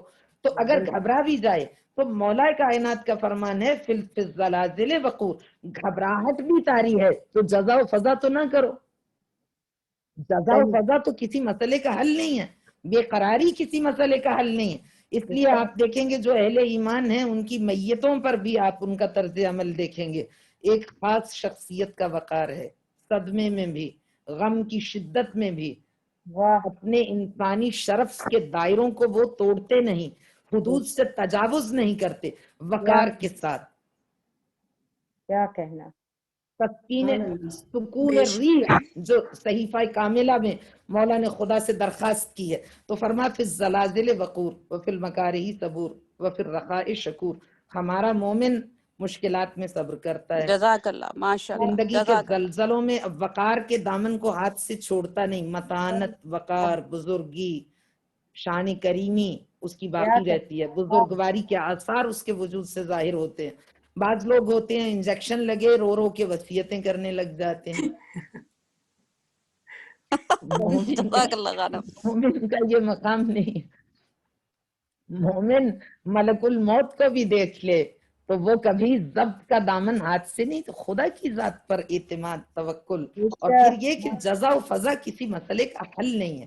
پھر مولا کائنات فرماتے ہیں وہ کون افراد ہیں؟ ان کان فی الغافلین لم یکتب، ان کان فی الغافلین کتب من الذاکرین و ان کان فی الذاکرین لم یکتب من الغافلین، غافلوں میں ہو تو کبھی غافلوں میں ہو تو اس کا نام ذاکروں میں لکھ دیا جائے گا، ذاکرین خدا میں، اور اگر ذاکروں میں ہو تو اس کو کبھی غافلوں میں شمار نہیں کیا جائے گا۔ جس مقام پر بھی ہو وہ صاحب اوصاف پسندیدہ ہے، وہ اعلیٰ علیین میں ہے، وہ خدا۔ اچھا، اب یہاں پہ سوال یہ پیدا ہوتا ہے جو ہم نے ابتدا میں گزارش کیا کہ اہل بیت اطہار نے اپنی نصف نصف نیکیاں ان کے اکاؤنٹ میں جمع کرا دی، تو اب جس کے جو مولا کا ٹرو فالوور ہے اس کے صفات تو مولا نے اتنی بلند سطح پر لے جا کر بیان کیے، تو اس کو تو پھر ضرورت ہی نہیں ہے مولا کی نیکیوں کی۔ آپ میرے ہمراہ ہیں؟ جی جی بالکل، جی جی بالکل خانم، آپ کے پھر ساتھ ہیں۔ ضرورت نہیں ہے مولا کی نیکیوں کی، وہ تو خود نیکیوں کا پیکر ہے، وہ تو خود بہت سوں کی شفاعت کرا سکتا ہے، اور یہ حقیقت ہے۔ سبحان اللہ، نعرہ سبحان اللہ۔ حیدری، نعرہ حیدری، یہ ایک حقیقت ہے، یہ بھی روایات میں اتنی شدت کے ساتھ بیان کی گئی. ایھا العبد المعظم لحقی المطیع لامری المعظم، اے میرے ایھا العبد المعظم لحقی، خالق خطاب کرتا ہے ایسے شخص سے قیامت میں کہ تو نے دنیا میں میری عظمت کا احساس کیا، تو نے میری خشیت کو اپنے دل میں اتارا اور میری عظمت تیرے پیش نگاہ رہی ہے ایھا العبد المعظم لحقی. تو آج میں شفاعتک لعبادی، میں تجھے یہ حق عطا کرتا ہوں کہ تو میرے بندوں میں سے جس کی چاہے شفاعت کر لے. تو اس کو تو نیکیوں کی ضرورت نہیں، اس کے پاس تو اپنی اضافی نیکیاں اتنی زیادہ ہیں کہ یہ دوسروں کو عطا کرتا چلا جائے. تو پھر معلوم اب جب کوئی جاہل خطیب یا کوئی غیر ذمہ دار شخص ممبر پر آئے گا تو وہ تجزیہ و تحلیل تو کرے گا نہیں، وہ کہے گا کہ یہ اوتھینٹک حدیث ہے، حضور نے فرمایا، فاطمہ نے فرمایا، علی نے فرمایا، حسنین شریفین نے فرمایا، خادمہ اہل بیت نے فرمایا، ان کی ساری نیکیاں تو اس کے اکاؤنٹ میں جمع ہو گئیں، تو اب اس کو تو ضرورت ہی نہیں ہے کوئی نیکی کرنے کی، ڈاکو ہو، چور ہو، چکا ہو، کرپٹ ہو، خائن ہو. اس کا مطلب ہے کہ نعوذ باللہ گناہ کو پروموٹ کیا جا رہا ہے، معاشرے میں گناہ کی تشویق کی جا رہی ہے. اور فرمایا آپ نے حالانکہ حدیث اوتھینٹک ہے، اور اب یہ ذاکر بیان کر رہا ہے کہ یہ اوتھینٹک حدیث ہے. دوسری جانب تقویٰ والوں کے صفات تو کہیں گے کہ وہ تو خود ہی نجات یافتہ ہیں، ان کو تو اہل بیت کی نیکیوں کی ضرورت نہیں. تو یہ ایک اور دلیل ہو گئی اس بات پہ کہ یہ گناہگاروں کو اہل بیت اپنی نیکیاں عطا کر رہے ہیں. تو اس کا مطلب یہ ہے کہ خوب جی بھر کے گناہ کرو، اپنے نفس کو آزاد چھوڑ دو، خواہشات نفسانی کو بے نہار چھوڑ دو، ایک مغلوب الغضب حیوان بن کے زندگی بسر کرو، ایک شکم پرست درندہ بن کے زندگی بسر کرو، ایک نقصان دینے والا جانور بن کے زندگی بسر کرو. اہل بیت شفاعت کرا لیں گے. تو جب ہم غور کرتے ہیں ان تمام چیزوں میں، کلام اہل بیت میں، ان کے تجزیہ و تحلیل کے مراحل سے گزرتے ہیں، اور پھر وہ حدیث جو آقا نے ارشاد فرمائی، توجہات ہیں وہ حدیث الا ومن مات علی حب آل محمد مات شہیدا. تو جب تجزیہ و تحلیل کرتے ہیں تو نتیجہ ہمارے سامنے آتا ہے، اور وہ یہ ہے کہ وہ شخص جو اہل بیت کا چاہنے والا ہے جب وہ عزم مصمم کر لے، عزم کی ضرورت ہے، اسٹرانگ ول پاور کی ضرورت ہے، قوت ارادی کی ضرورت ہے، اور اس کو بلاغہ نے انسانی ضمیر کی ساخت سے آگاہ شخصیت نے، کائنات کی سب سے خبیر ہستی جس کا نام علی بن ابی طالب ہے، اس نے بیان کیا ہے کہ خدا نے اتزعم انک جرم صغیر وفیک انت والعالم الاکبر، خداوند متعال نے انسان کو لا تعداد بے شمار اور آج آپ کی اس بات کو پائے ثبوت تک بھی پہنچا دیا. علم کا دور ہے، دانش کا عہد ہے، پڑھی لکھی شخصیات میرے سامنے ہیں، میرے سامعین و مستمعین میں. آپ سب کو معلوم ہے کہ سائنس نے بھی اس بات کو ثابت کر دیا کہ انسان جتنی دنیا میں اپنی عقل سے استفادہ کرتا ہے وہ اس کا اشیر بھی نہیں جتنا خالق کائنات نے اسے سرمایہ عطا کیا ہے، جتنی صلاحیتیں عطا کی ہیں اس کا اشیر نہیں. دنیا کے قابل ترین انسان بھی جو دنیا میں بڑی بڑی اچیومنٹس بھی حاصل کرتے ہیں وہ اپنی عقل کا اشیر استعمال نہیں کرتے. اتنی صلاحیتیں خدا نے عطا کی ہیں ان کو، اور وہ دنیا سے رخصت ہو جاتے ہیں. الناس معادن کا معادن الذهب والفضہ.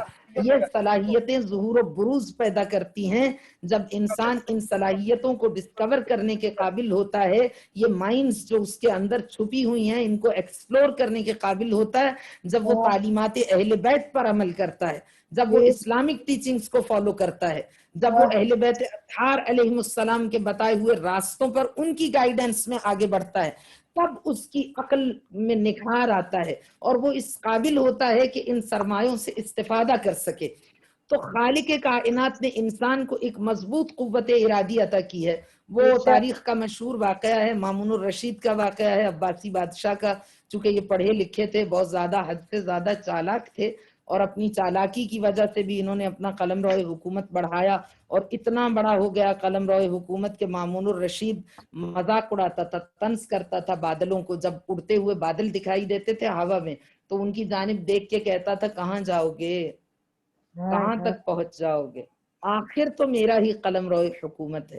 لیکن اپنی اس کی یہ کیفیت تھی کہ وہ مٹی کھانے کا عادی ہو گیا اور جب جگہ جگہ سے ڈاکٹرز کو بلایا گیا، بڑے بڑے فزیشین بلائے گئے، اطباء بلائے گئے، ہربلسٹ بلائے گئے، کوئی علاج نہ ہو سکا، اور وہ تنگ آ گیا اپنی اس عادت سے کہ مٹی کی خوشبو اس کو اپنی جانب کھینچتی تھی، اتنی کشش تھی.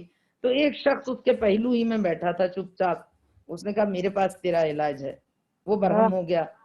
اس نے کہا تو تب سے کیوں خاموش ہے جیسے آپ خاموش بیٹھی ہیں؟ نہیں ہم اس نے کہا کہ تو نہیں تب نہیں سے ہم کیوں خاموش خاموش ہے؟ نہیں. کچھ جزاک تو بول، کچھ تو کیا بتا کہہ مجھے. کیا دنیا کے اطباء آ گئے، میں نے ہر کوشش کر لی، کوئی علاج کارگر نہ ہوا، اور اب تو تب سے میرے پہلو میں ہے اور اب تو منمنا رہا ہے کہ میرے پاس تیرا علاج ہے. اس نے کہا کہ ہاں میرے پاس علاج ہے. کہا کیا؟ اس نے کہا اصل میں دوا نہیں شفا ہے. واہ کہا وہ کیا ہے؟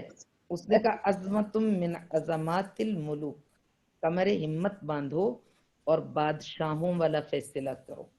واہ وہ قوت ارادی جو خدا نے تمہیں عطا کی ہے اس سے استفادہ کرو، اور اس بری عادت کے ساتھ افضل العبادہ غلبۃ العادہ، اس کے ساتھ نبرد آزما ہو جاؤ. تو انسان مومن خطاؤں کا پتلا ہے، ممکن الخطا ہے. مومن کا گناہگار ہونا بعید نہیں ہے، کر سکتا ہے گناہ. صرف جو مومن کے بارے میں بیان، کیونکہ مومن معصوم نہیں ہے، مقام عصمت پر تو وہ ہستیاں فائز ہیں. 1,24,000 انبیاء ہیں، 14 معصوم ہیں جو مقام عصمت پر فائز ہیں، باقی افراد معصوم نہیں ہیں. اس لیے جو معصوم نہیں ہے کسی بھی، حتیٰ کہ معصوم شخصیات قرآن میں کہتی ہیں وَمَا أُبَرِّئُ نَفْسِي إِنَّ النَّفْسَ لَأَمَّارَةٌ بِالسُّوءِ إِلَّا مَا رَحِمَ رَبِّي. اور پھر رب قد اتیتنی من الملک وعلمتنی من تعویل الاحادیث توفنی مسلمہ والحقنی بالصالحین. پروردگار یہ جو کچھ عطا کردہ ہے، یہ نیکی، یہ پاکی، یہ ایمان، یہ طہارت، یہ تزکیہ، یہ تہذیب، یہ سب کچھ تیرا عطا کردہ ہے. یہ ذوق عبادت، یہ مناجات، یہ لذت قیام و قعود و رکوع و سجود، یہ بارگاہ حق میں حاضر ہونا. الہی من اعظم النعم علینا جریان ذکرک علی السنتنا، یہ سب تیرا عطا کردہ ہے.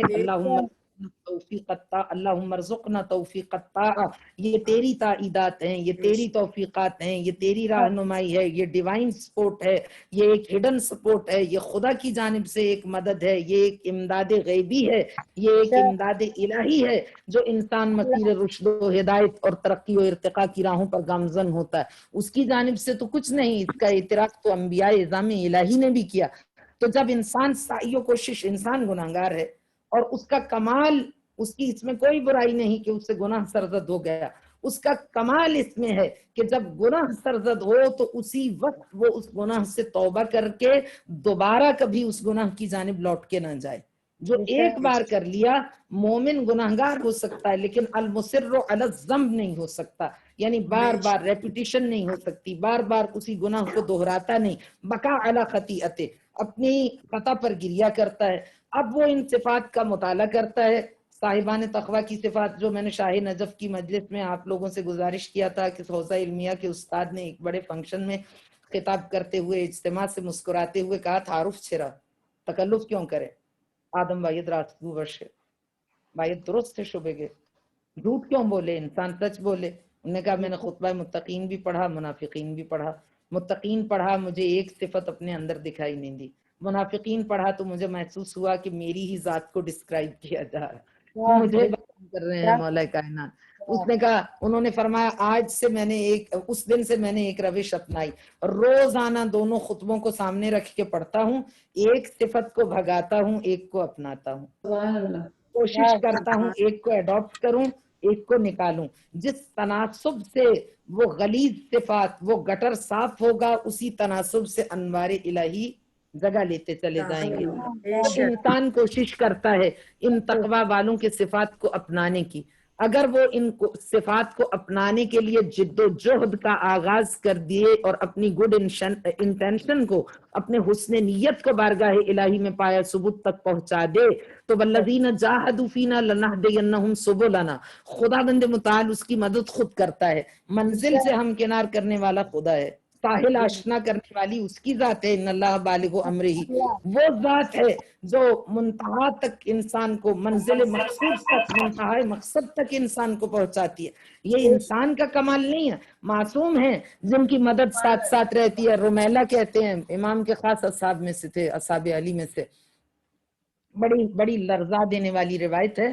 اگر آپ کے پاس وقت کم نہیں ہوا تو میں گزارش کر دیتی ہوں کہ رمیلہ کو باری کا بخار ہو رہا تھا اور بہت زیادہ طبیعت خراب تھی، ناساز تھی۔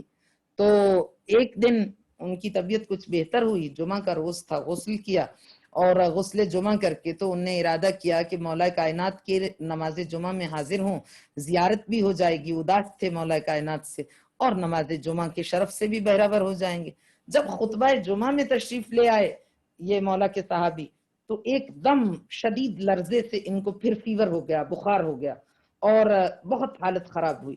خود کو سنبھال رہے ہیں، سمیٹ رہے ہیں، بڑی مشکل سے بیٹھے ہیں۔ احترام کلام علی ابن ابی طالب ہے کہ کلام میں کوئی خلل ایجاد نہ ہو، کوئی ڈسٹربنس نہ ہو، اس لیے اپنی جگہ سے اٹھتے نہیں، پہلو نہیں بدلتے، لیکن اندر سے تڑپ رہے ہیں، اضطراب کی کیفیت ہے، بخار شدت اختیار کر رہا، لیکن خود کو سنبھالے ہوئے اسمائلنگ فیس کے ساتھ بزم میں بیٹھے۔ جیسے ہی خطبہ ختم ہوا، رمیلہ آگے بڑھے، سلام ادب پیش کیا۔ مولا کائنات نے فرمایا رمیلہ، میں پورے خطبے میں میری توجہ تمہاری جانب تھی، تمہاری طبیعت کیوں خراب ہے؟ آنکھوں میں آنسو آ گئے، کہا مولا آپ کو کیسے معلوم ہوا؟ مولا نے فرمایا سنو غور سے، غور سے سنو۔ فرمایا ما من مؤمن لا یغیب عنا لیس یغیب عنا فی شرق الارض ولا غربها ولا فی غربها۔ آقا نے ارشاد فرمایا سنو غور سے، ما من مؤمن یمرض الا مرضنا بمرضه ویدعو الا امنا۔ کوئی مومن ہمارا چاہنے والا ایسا نہیں کہ وہ بیمار ہو اور ہم متاثر نہ ہوں، کوئی مومن ایسا نہیں۔ بیمار وہ ہے، تکلیف ہم محسوس کرتے ہیں، کوئی مومن ایسا نہیں یدعو وہ خدا کو پکارے الا امنا اور ہم آمین نہ کہیں۔ یہ الگ بات ہے کہ آپ کو اسی وقت نتائج ظاہر نہ ہو سکتا ہے اس دعا کے نتائج آپ کے خزانہ آخرت میں جمع ہو چکے ہوں، لیکن رد کبھی نہیں ہوتی، اس لیے کہ مومن کے ساتھ ساتھ ہم سائے سے زیادہ اس کے قریب ہیں۔ اور پھر آقا نے فرمایا، جب آقا یہ ارشاد فرما رہے تھے وَمَا مِن مُؤْمِنٍ يَحْزُنُ إِلَّا حَزَنَّا، کوئی مومن ایسا نہیں کہ غم زدہ ہو اور ہم تکلیف سے بچے رہیں اس کے غم کی۔ تو رمیلہ چونکہ اصحاب خاص میں سے تھے، خاصان خاص میں سے تھے، تو فوراً کہتے کہ مولا یقیناً آپ ہمارے بارے میں کہہ رہے ہیں، یہ ہم جو آپ کی نگاہوں کے سامنے اس وقت موجود ہیں یہ مومن۔ آقا نے فرمایا کیا بات کرتا ہے تو؟ اما واللہ کیا بات کرتا ہے؟ لیسا یغیب عنا ما من مؤمن لیسا یغیب عنا فی شرق الارض ولا فی غربها، کائنات کا مشرق ہو یا مغرب، زمانہ زمانہ حاضر ہو یا مستقبل آنے والا زمانہ ہو، کوئی ایسا مومن نہیں کائنات کے کسی خطے میں جو ہماری نگاہوں سے اوجھل ہو۔ ہماری سپورٹ اس کے ساتھ جاری و ساری ہے۔ تم قدم اٹھا کے دیکھو، دیکھو ہمیں تمہیں کیسے کامیابیوں سے نوازتے ہیں۔ اور اسی سے ملتی جلتی ریان ابن شبیب کی روایت ہے۔ ریان ابن شبیب کا تذکرہ مصائب میں تو آپ نے میری زبان سے بھی بہت نام سنا ہوگا، اصحاب خاص سے سامن الحجج میں سے ہیں، 8ویں امام کے خاص اصحاب میں سے۔ جب امام خراسان میں تشریف فرماتے، بغداد سے سفر کیا، امام کی خدمت میں آئے، صرف امام کی زیارت کے لیے 1 مہینہ وہاں پر قیام پذیر رہے، اور روزانہ ایوری سنگل ڈے امام کی خدمت میں حاضر ہوتے ہیں۔ اب 1 مہینہ گزر گیا، کاروبار ہے، بزنس ہے، جاب ہے، زندگی ہے، بچے ہیں، اولاد ہے، گھر ہے، بار ہے، شہر ہے، واپس لوٹنا ہے۔ آخر ریان نے ارادہ کیا جانے کا، مہینہ بھی اسی طرح رہے کہ جانے کو دل نہیں چاہتا تھا۔ کس کا دل چاہتا ہے جو امام سے وداع کرے؟ بے شک وہ تو موجود تھے سامنے نگاہوں کے۔ آج آپ کربلا جائیں تو روز رخصت آپ کی کیا کیفیت ہوتی ہے؟ آپ مشہد جائیں تو جب وداع کا مرحلہ آتا ہے تو کیا کیفیت ہوتی ہے؟ تو ریان نے بہت بار ارادہ کیا لیکن دل اجازت نہیں دیتا بارگاہ عصمت سے جانے کے لیے۔ آخر مجبوریاں ہیں، انسان کی مسائل ہیں، دنیا کی زندگی ہے۔ چلے جب ارادہ کیا اپنی رہائش گاہ سے نکلے، امام کی بارگاہ میں رخصت آخر کے لیے آئے، تو دل میں سوچا، پہلے کبھی نہیں کہا، ظاہر بھی نہیں کیا امام کے سامنے کہ ایسی کوئی خواہش ہے، لیکن جب چلے تو اچانک خیال آیا کہ آج جب میں امام سے رخصت ہوں تو میں امام سے کوئی ہدیہ تحفہ تو لے لوں۔ خیال آیا کہ امام کا پرانا قمیص، ان کا پیراہن اپنے کفن کے لیے، اور ایک امام کے نام کے سکے بنائے گئے تھے، اس دور میں سکے جاری کیے گئے تھے، تو کہا کہ میں ایک کوائن، ایک سکہ امام سے لے لوں، ایک دو سکے لے لوں اپنی بیٹیوں کے لیے تبرکن، ان کی رنگ بنانے کے لیے، تاکہ ان کی زندگی میں برکت رہے۔ اب جب ریان آئے امام کی خدمت میں، اتنا گریا کیا، اتنا گریا، منزل سے چلے بارگاہ عصمت میں، آنسو تھمنے کا نام نہیں لیتے۔ ریان کو نہ اپنی آواز پہ کنٹرول ہے، نہ اپنے آنسوؤں پہ کنٹرول ہے، گریبان سارا بھیگتا چلا جا رہا ہے، ریان خود سے بے خود ہیں، ہوش سے بے ہوش ہوتے چلے جا رہے ہیں، ان کو ہوش ہی نہیں کہ انہیں کیا کرنا تھا۔ امام کی خدمت میں آئے، اسی گریے کی شدت میں امام سے رخصت ہوئے۔ جب رخصت ہوئے تو امام نے آواز دی، ریان رکو، پھر رک جاؤ، رکے، امام کی جانب دیکھا، مولا فرمائیے ریان اپنی خواہش تو لے جاؤ مجھ سے جو تمہاری تھی۔ کہا مولا وہ کیا؟ کیونکہ ہوش ہی نہیں ہے، اتنا گریا کر رہے ہیں۔ امام نے قریب ہی رکھا ہوا اپنا پیراہن، کہا جب جیسے تو نے خواہش کی ہم نے اس کو تیار کر لیا، اپنا پرانا پیراہن۔ اس کے بعد ریان پھر چلنے لگے، گریے کی شدت پاری ہے، پھر ریان کو یاد نہیں۔ امام نے فرمایا ریان قف، ایک بار پھر رک جاؤ۔ کہا یہ تو لیتے جاؤ۔ کہا مولا کیا؟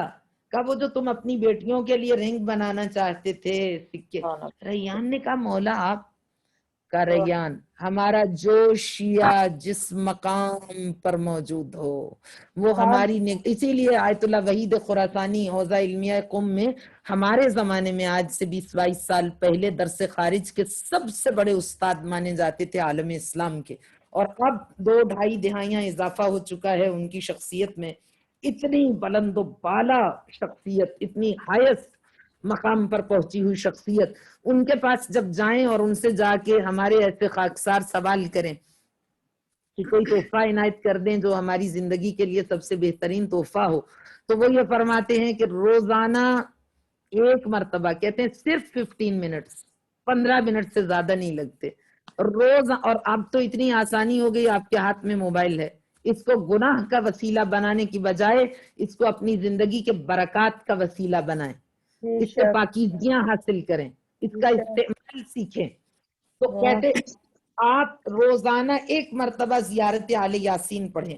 زیارت آل یاسین کو ایک خاصیت ہے، امام عصر کی سلطان عادل یوسف زہرا کی زیارتوں میں سے ایک زیارت کو ایک خاص خاصیت حاصل ہے، وہ زیارت آل یاسین ہے، اور وہ اس لیے خاصیت ہے کہ امام کا اپنا کلام ہے، امام عصر کا خط لکھا تھا صحابی نے امام کو، جس زمانے میں غیبت صغرا تھی، غیبت کبرا کا آغاز نہیں ہوا، اس وقت امام سے کانٹیکٹ کرنا خطوط کے ذریعے ممکن تھا، تو اس نے خط لکھا، اس نے کہا مولا ہم آپ کو کیسے اپروچ کریں، اگر آپ سے ملنا چاہیں گے، آپ کو سلام کرنا چاہیں کیسے کریں؟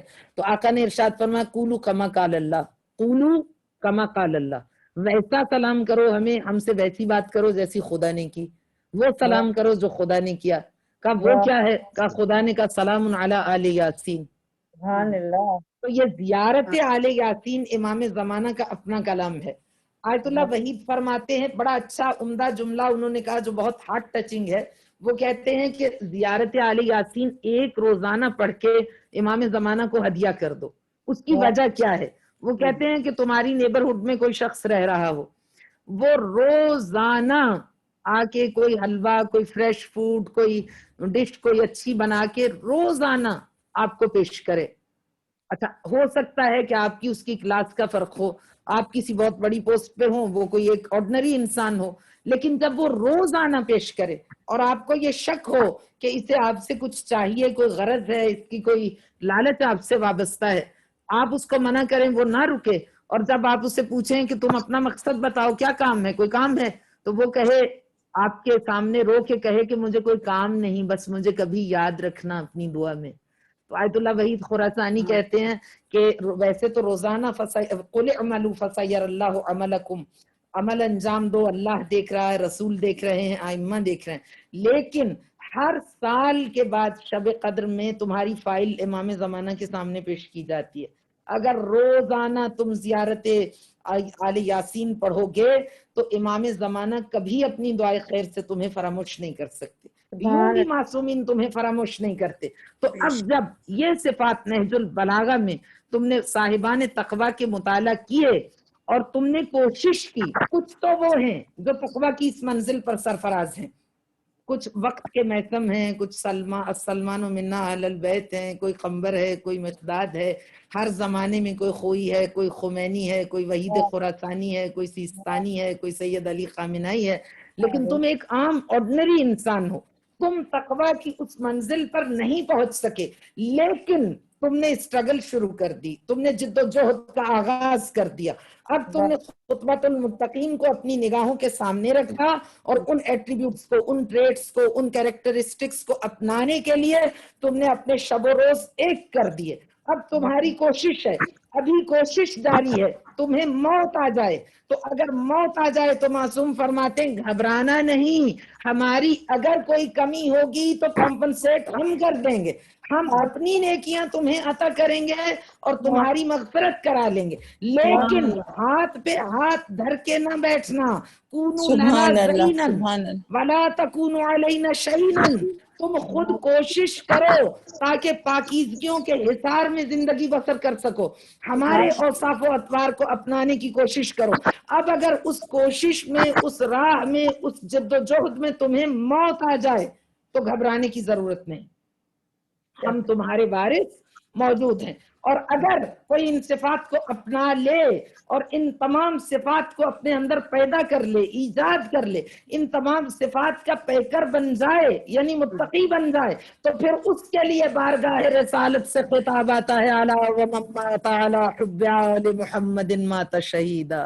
جو اہل بیت کی محبت میں، ان کی محبت کا چراغ سینے میں روشن کر کے بلائے اہل بیت کا چراغ اپنے سینے میں روشن کر کے راہی آخرت ہوا، دنیا سے رخصت ماشاء ہوا، اللہ، موت اس کی خاک قدم کو پا نہیں سکتی، موت اس کی گرد قدم بے کو چھو شک، نہیں سکتی، وہ بے صرف شک، زندہ نہیں ہے، وہ مرا نہیں بلکہ جی اٹھا، اور صرف سبحان زندہ اللہ، نہیں بلکہ زندہ جاوید بن گیا، واہ ایسا صبح، حیات طیبہ معنوی سے بہرہور ہوا کہ در زیر لحد می توان زیست، وہ قبر کے نیچے بھی زندہ ہے، اور باقون ما بقی الدہر، جب تک کائنات باقی ہے اس وقت تک اس کی خیر کے تذکرے باقی ہیں، اس کا نامہ اعمال کبھی بند نہیں ہوتا، اس کی کتاب عمل کبھی بند نہیں ہوتی، جب وہ قیامت میں جائے گا پروردگار میں تو کئی ہزارے پہلے دنیا سے رخصت ہو گیا، الہی لیس ھذا کتابی، الہی ما ھذا کتابی، یہ تو میرا نامہ عمل نہیں، میں تو فلاں سن و سال میں، فلاں سال میں، فلاں زمانے میں دنیا سے رخصت ہو گیا، یہ اتنے ہزاروں سال بعد کے اتنے خطاب آئے گا، صدقہ جاریہ تیرا نامہ اعمال باقی ہے، تیری کتاب عمل کھلی رہی، خدا اس میں ایڈ کرتا رہا مزید نیکیوں کو، تیرے حسن نیت کی بنیاد پر اپنے آپ کو پاک کرو اور حسن نیت بارگاہ خدا بندی میں پیش کرو، اپنی زبان کو سنبھالو، اپنے کردار کی حفاظت کرو، اپنی زندگی کے آداب و اسلوب کلام اہل بیت اور علوم الہیہ کے مطابق اور تعلیمات رسالت کے مطابق اپنی زندگی کا قد و خال وضع کرنے کی کوشش کرو، پھر دیکھو ڈیوائن سپورٹ کیسے آتی ہے، پھر دیکھو معصومین تمہاری مدد کیسے کرتے، والذین جاہدوا فینا لنہدینہم سبلنا، دیکھ لو شام میں آ کے بیٹی کی الفت کا اثر، دیکھ لو شام میں آ کے بیٹی کی الفت کا اثر، جس کے سر پہ چادر تھی نہ کانوں میں گوہر، کانپتے ہاتھوں کو پھیلا کے اٹھائی جو نظر، تشتے ہو کے بلند آ گیا خود باپ کا سر، پیار بیٹی کا شہید جن و بشر سے پوچھو، باپ کا درد سکینہ کے جگر سے پوچھو، باپ کا درد سکینہ کے جگر سے پوچھو، 3 سال کے سن میں اتنے شدید مصائب، اتنے مشکلات، اتنی اذیتیں، آج بی بی کا یوم شہادت بیان کیا جاتا ہے، یوم ارتحال 9 صفر سے بھی منسوب ہے، 13 صفر سے بھی منسوب ہے، اور میں اپنی آڈینس سے گزارش کیا کرتی ہوں کاش حسین کی یہ شہزادی کربلا کے میدان میں شام غریباں کے حملے میں کچلی جاتی، گھوڑوں کے ٹاپوں تلے پامال ہو جاتی، کاش اس کی کتاب مصائب میں، اس کے باب مصائب میں اتنا اضافہ نہ ہوتا جتنے بڑے بڑے مظالم کا شکار اس شہزادی کو کیا گیا۔ آپ سے میں نے ایک روایت کسی مجلس میں شیئر کی تھی، مجھے نہیں معلوم کہاں کی مجلس تھی، میں نے عرض کیا تھا کہ سیدہ کونین سے ایک ام ایمن نے روایت کی ہے کہ سیدہ کونین کو ایک آواز سنائی دیتی تھی اور اس آواز کی وجہ سے بی بی سرکار دو سرا کی خدمت میں گئیں اور اتنا گریہ کیا کہ بی بی کی پلکیں جھڑ گئیں، رخسار زخمی ہو گئے، اور پھر آخر شام کے وقت رات کی مغرب کی نماز کی ادائیگی کے بعد سیدہ کونین خانہ پیغمبر میں تشریف لائیں اور رسول خدا سے عرض کیا کہ یا رسول اللہ ان جملات کا صحیح معنی و مفہوم مجھے تفہیم فرما دیجئے۔ حالانکہ عربی میں کلمات ہیں لیکن وہ منظر بھی جاننا چاہتی ہیں کیا ہے، کہ فرمایا کہ میرا بچہ مجھ سے خطاب کرتا ہے اور کہتا ہے السلام علیک یا امہ انا ولدک الاتشان، السلام علیک یا امہ انا ولدک العریان، السلام علیک یا امہ انا ولدک السحقان۔ بچہ مجھ سے خطاب کرتا ہے اور کہتا ہے ماں میرا سلام لے، میں تیرا پیاسا بیٹا ہوں۔ اس کے بعد مجھ سے ظہر کے وقت خطاب کرتا ہے السلام علیک یا امہ انا ولدک العریان، ماں میرا سلام لے، میں تیرا وہ بیٹا ہوں جس کا لباس بدن سے اتار لیا گیا، تیرا برہنہ بدن بیٹا۔ اور اس کے بعد جو تیسرا خطاب ہے یا رسول اللہ وہ بہت زیادہ سخت خطاب ہے، میرا دل برداشت نہیں کر پا رہا، میری طبیعت بہت زیادہ بوجھل ہے۔ اس کا مطلب کیا ہے؟ آقا نے فرمایا بیٹی پہلے میں تجھے دو جملات کا معنی و مفہوم سمجھا دوں۔ السلام علیک یا امہ انا ولدک العطشان، ماں میں تیرا پیاسا حسین ہوں۔ فاطمہ تیرا یہ وہ بیٹا ہے جس کو بھوکا پیاسا کربلا کے میدان میں تحقیق کیا جائے گا۔ السلام علیک یا امہ انا ولدک العریان، فاطمہ یہ تیرا وہ فرزند ہے شہادت کے بعد جس کے بدن سے لباس نوچ لیا جائے گا۔ اور تیسرا جملہ ادا کرنے سے پہلے فرمایا یا علی اپنے خیبر شکن ہاتھوں سے فاطمہ کو تھام لیجئے، کہیں فاطمہ بے ہوش ہو کے گر نہ جائے، فاطمہ ماں ہے اور یہ مطالب بہت سخت ہیں۔ فرمایا بیٹی اب جو میں بیان کرنے لگا ہوں ذرا دل کو سنبھال کے سن۔ السلام علیک یا امہ انا ولدک السحقان، فاطمہ یہ تیرا وہ بیٹا ہے جس کے لاشے پہ اتنے گھوڑے دوڑائے جائیں گے کہ مشرق سے مغرب شمال سے جنوب اس کا لاشا خاک کے ساتھ یکساں ہو جائے گا، اس کا لاشا خاک میں گھس جائے گا اور اس کے سینے پر ایک رضی صغیر کا لاشا، 6 مہینے کے صغیر کا لاشا جو حسین کے سینے کی ہڈیوں میں پس جائے گا۔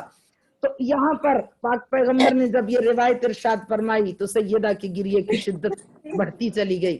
کہا بابا جب حسین پر یہ مصائب آئیں گے تو ہم میں سے کون موجود ہوگا؟ پھر بی بی نے فردن فردن پوچھنا شروع کیا، بابا کیا آپ موجود ہوں گے؟ کہا نہیں۔ کیا حسین کے بابا موجود ہوں گے؟ نہیں۔ حسین کے بھیا حسن موجود ہوں گے؟ کہا نہیں۔ فاطمہ ماں موجود ہوگی؟ کہا نہیں۔ اب بی بی کی فریاد بلند ہوئی، کہا بابا حسین اتنا مظلوم ہے، کوئی موجود نہ ہوگا چاہنے والا؟ تو آقا نے وہاں بی بی کے زخموں پر مرہم رکھا یہ کہہ کر فاطمہ گھبراؤ نہیں، جب میدان محشر بپا ہوگا ساری مخلوقات عالم محشر میں جمع ہو جائے گی، ہاتف غیبی ندا دے گا اے اہل محشر اپنی آنکھوں کو جھکا لو، اپنی نگاہوں کو اپنی آنکھوں کو بند کر لو، خاتون محشر تشریف لا رہی ہے۔ اور پھر خطاب آئے گا اے آدم و نوح و ابراہیم، اے محمد مصطفیٰ اپنی آنکھوں کو بند کر لیجئے فاطمہ آ رہی ہے۔ تو انبیاء سوال کریں گے پروردگار ہم تو فاطمہ کے محرم ہیں، محمد تو فاطمہ کے باپ ہیں۔ تو خطاب آئے گا فاطمہ جس حلیے میں آ رہی ہے تم برداشت نہیں کر پاؤ گے، فاطمہ کی پسلیاں ٹوٹی ہوئی ہیں، فاطمہ جھک جھک کے چل رہی ہے اور فاطمہ کے ہاتھوں پر 2 لاشیں ہیں، 2 مظلوم گواہیاں، ایک 6 مہینے کے رضیع صغیر علی اصغر کا لاشا اور ایک 3 سالہ معصومہ سکینہ کا لاشا۔ اب یہ سکینہ کا لاشا کس حالت میں ہوگا؟ کلائیوں میں رسن بندھی ہوئی ہوگی، رخساروں پر تماچوں کے نشان ہوں گے، پورا بدن زخم زخم ہوگا۔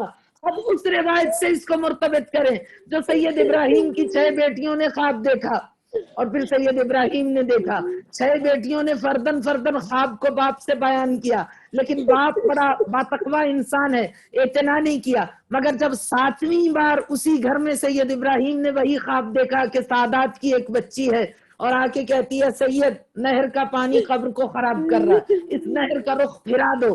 سید مجتہدین کے پاس گئے، کہا میرے گھر میں 7 مرتبہ یہ خواب دیکھا گیا ہے۔ علماء نے قبر کھولنے کی اجازت دی، قبر کھولی گئی تو سارے لوگ سائڈ پہ ہٹ گئے، خواتین سے کہا تم جاؤ سادات کی بچی ہے۔ میں نے یہ روایت بہت سال میں دبئی میں اشرائے مجالس سے خطاب کرتی تھی، محرم کے بعد کے ایام اعضا کے اشروں میں اور سارا سال بھی، تو ایک عرب فیملی تھی، بہت عرب تھے جو میری مجالس ہوسٹ کرتے تھے، تو عرب فیملی تھی، عرب زبان۔ میں نے یہ روایت پڑھی تو مجھے ایک عرب خاتون نے کہا کہ خانم یہ اہل بیت کی ایک بچی حولہ تھی کم سن۔ میں نے ان سے کہا مجھے معلوم ہے کہ اہل بیت کی بہت سی بچیاں تھیں، جیسے آپ جب سیریا جائیں، دمشق جائیں تو آپ بیسمنٹ میں جاتے ہیں، ایک مزار ہے بیسمنٹ میں اور اس پہ بھی لکھا ہوا ہے سکینہ بنت الحسین۔ میں نے اس کے بارے میں بہت مطالعہ کیا، بہت ریسرچ کی کہ یہ کس بچی کا مزار ہے، تو پتہ یہ چلا کہ وہ اہل بیت کی ایک 1.5 سال کی بچی تھی، اس نے کربلا کا خونی قتل اپنی نگاہوں سے دیکھا تھا۔ وہ بچی سو نہیں پاتی تھی، وہ بچی اتنی سہمی ہوئی تھی، جب گریا کرتی تھی تو اتنی کم سن تھی کہ بیویاں خاموش کراتی تھی مگر خاموش نہیں ہو پاتی تھی۔ ایک دن یزید کے سپاہی آئے، بچی کو ماں کی گود سے چھینا اور روتی ہوئی بچی کو لے گئے، اور اس زمانے میں آپ خود جا کے دیکھ لیجیے بیسمنٹ میں ہے، اس زمانے میں جو زندان تھے وہ زمین کے اندر کھدے ہوئے کنویں تھے، اور زندان در زندان در زندان۔ یہ جو نوحہ ہے یہ اسی شہزادی کے لیے، یا رب کوئی معصومہ زندہ میں نہ تنہا ہو۔ وہ شہزادی وہ 7ویں حجرے میں زمین کے اندر کے کنویں میں پھینک دی گئی، اور پھر وہ بچی روتی رہی اور خود بخود اس کی آواز خاموش ہو گئی، اور آج تک وہ آواز خاموش ہے، اور وہ کنواں اس بچی کی مرکز بن گیا۔ اتنا اہل بیت کے بچوں پر، شہزادوں پر، شہزادیوں پر ظلم ہوا۔ تو یہ بعض روایات میں ہے کہ اہل بیت کی کوئی اور بچی تھی، سکینہ بنت الحسین نہیں، لیکن ہمیں اس سے غرض نہیں وہ سکینہ تھی یا کوئی اور بچی، ہم اس کیفیت کو بیان کرنا چاہتے ہیں جو پاک پیغمبر نے حدیث میں فرمائی کہ فاطمہ جب میدان محشر میں آؤ گی تو تمہارے ہاتھ پہ 2 جنازے ہوں گے، رسن ہوگی کلائیوں میں، سکینہ کی نازک کلائیوں میں رسی بندھی ہوگی، سکینہ کے بدن پر خون آلود کرتا ہوگا،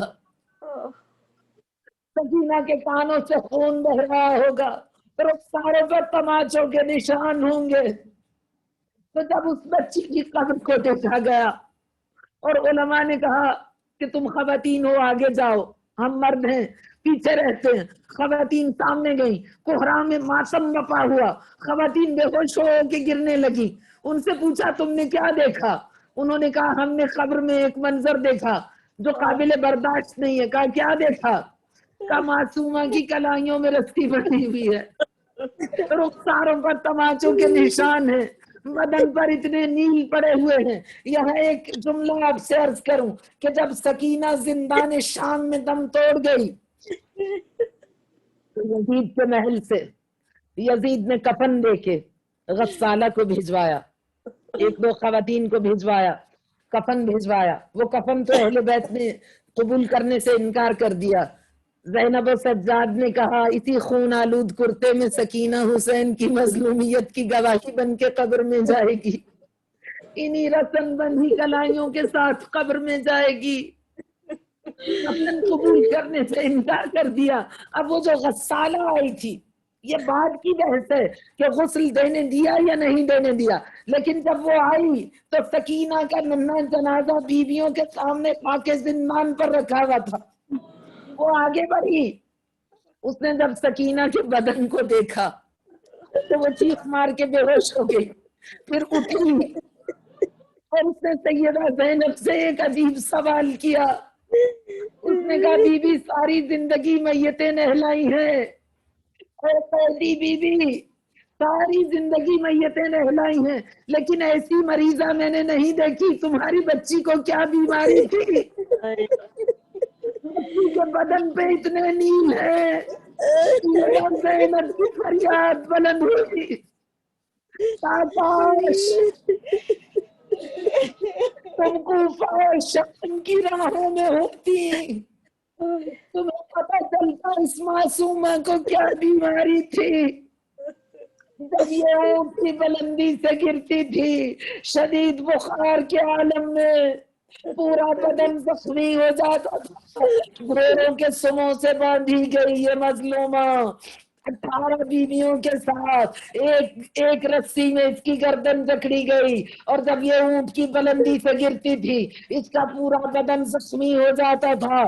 تو بجائے اس کے کوئی حرف تشفی کہے, کوئی شفقت کا ہاتھ سر پہ رکھے, کوئی اس کے زخموں پہ مرہم رکھے, اس کے بجائے اس کے رخساروں پہ تماچے پڑتے تھے, بدن پہ تازیانے برسائے جاتے تھے, نیزوں کی انیوں سے اس کے نازک بدن کو زخمی کیا جاتا تھا, برمایا جاتا تھا, اور اس کے بعد زلفوں سے پکڑ کے اس کو ہوا میں اچھال کے اونٹ کی پشت پہ سینے کے بل لٹا کے رسیوں سے جکڑ دیا جاتا تھا.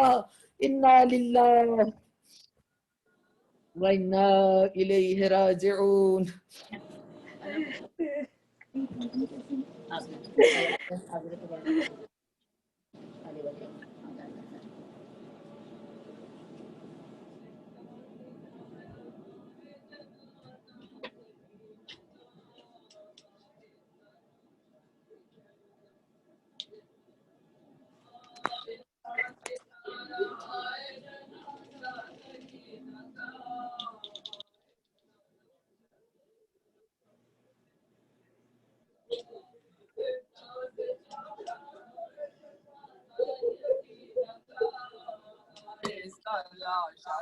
چلو زخمی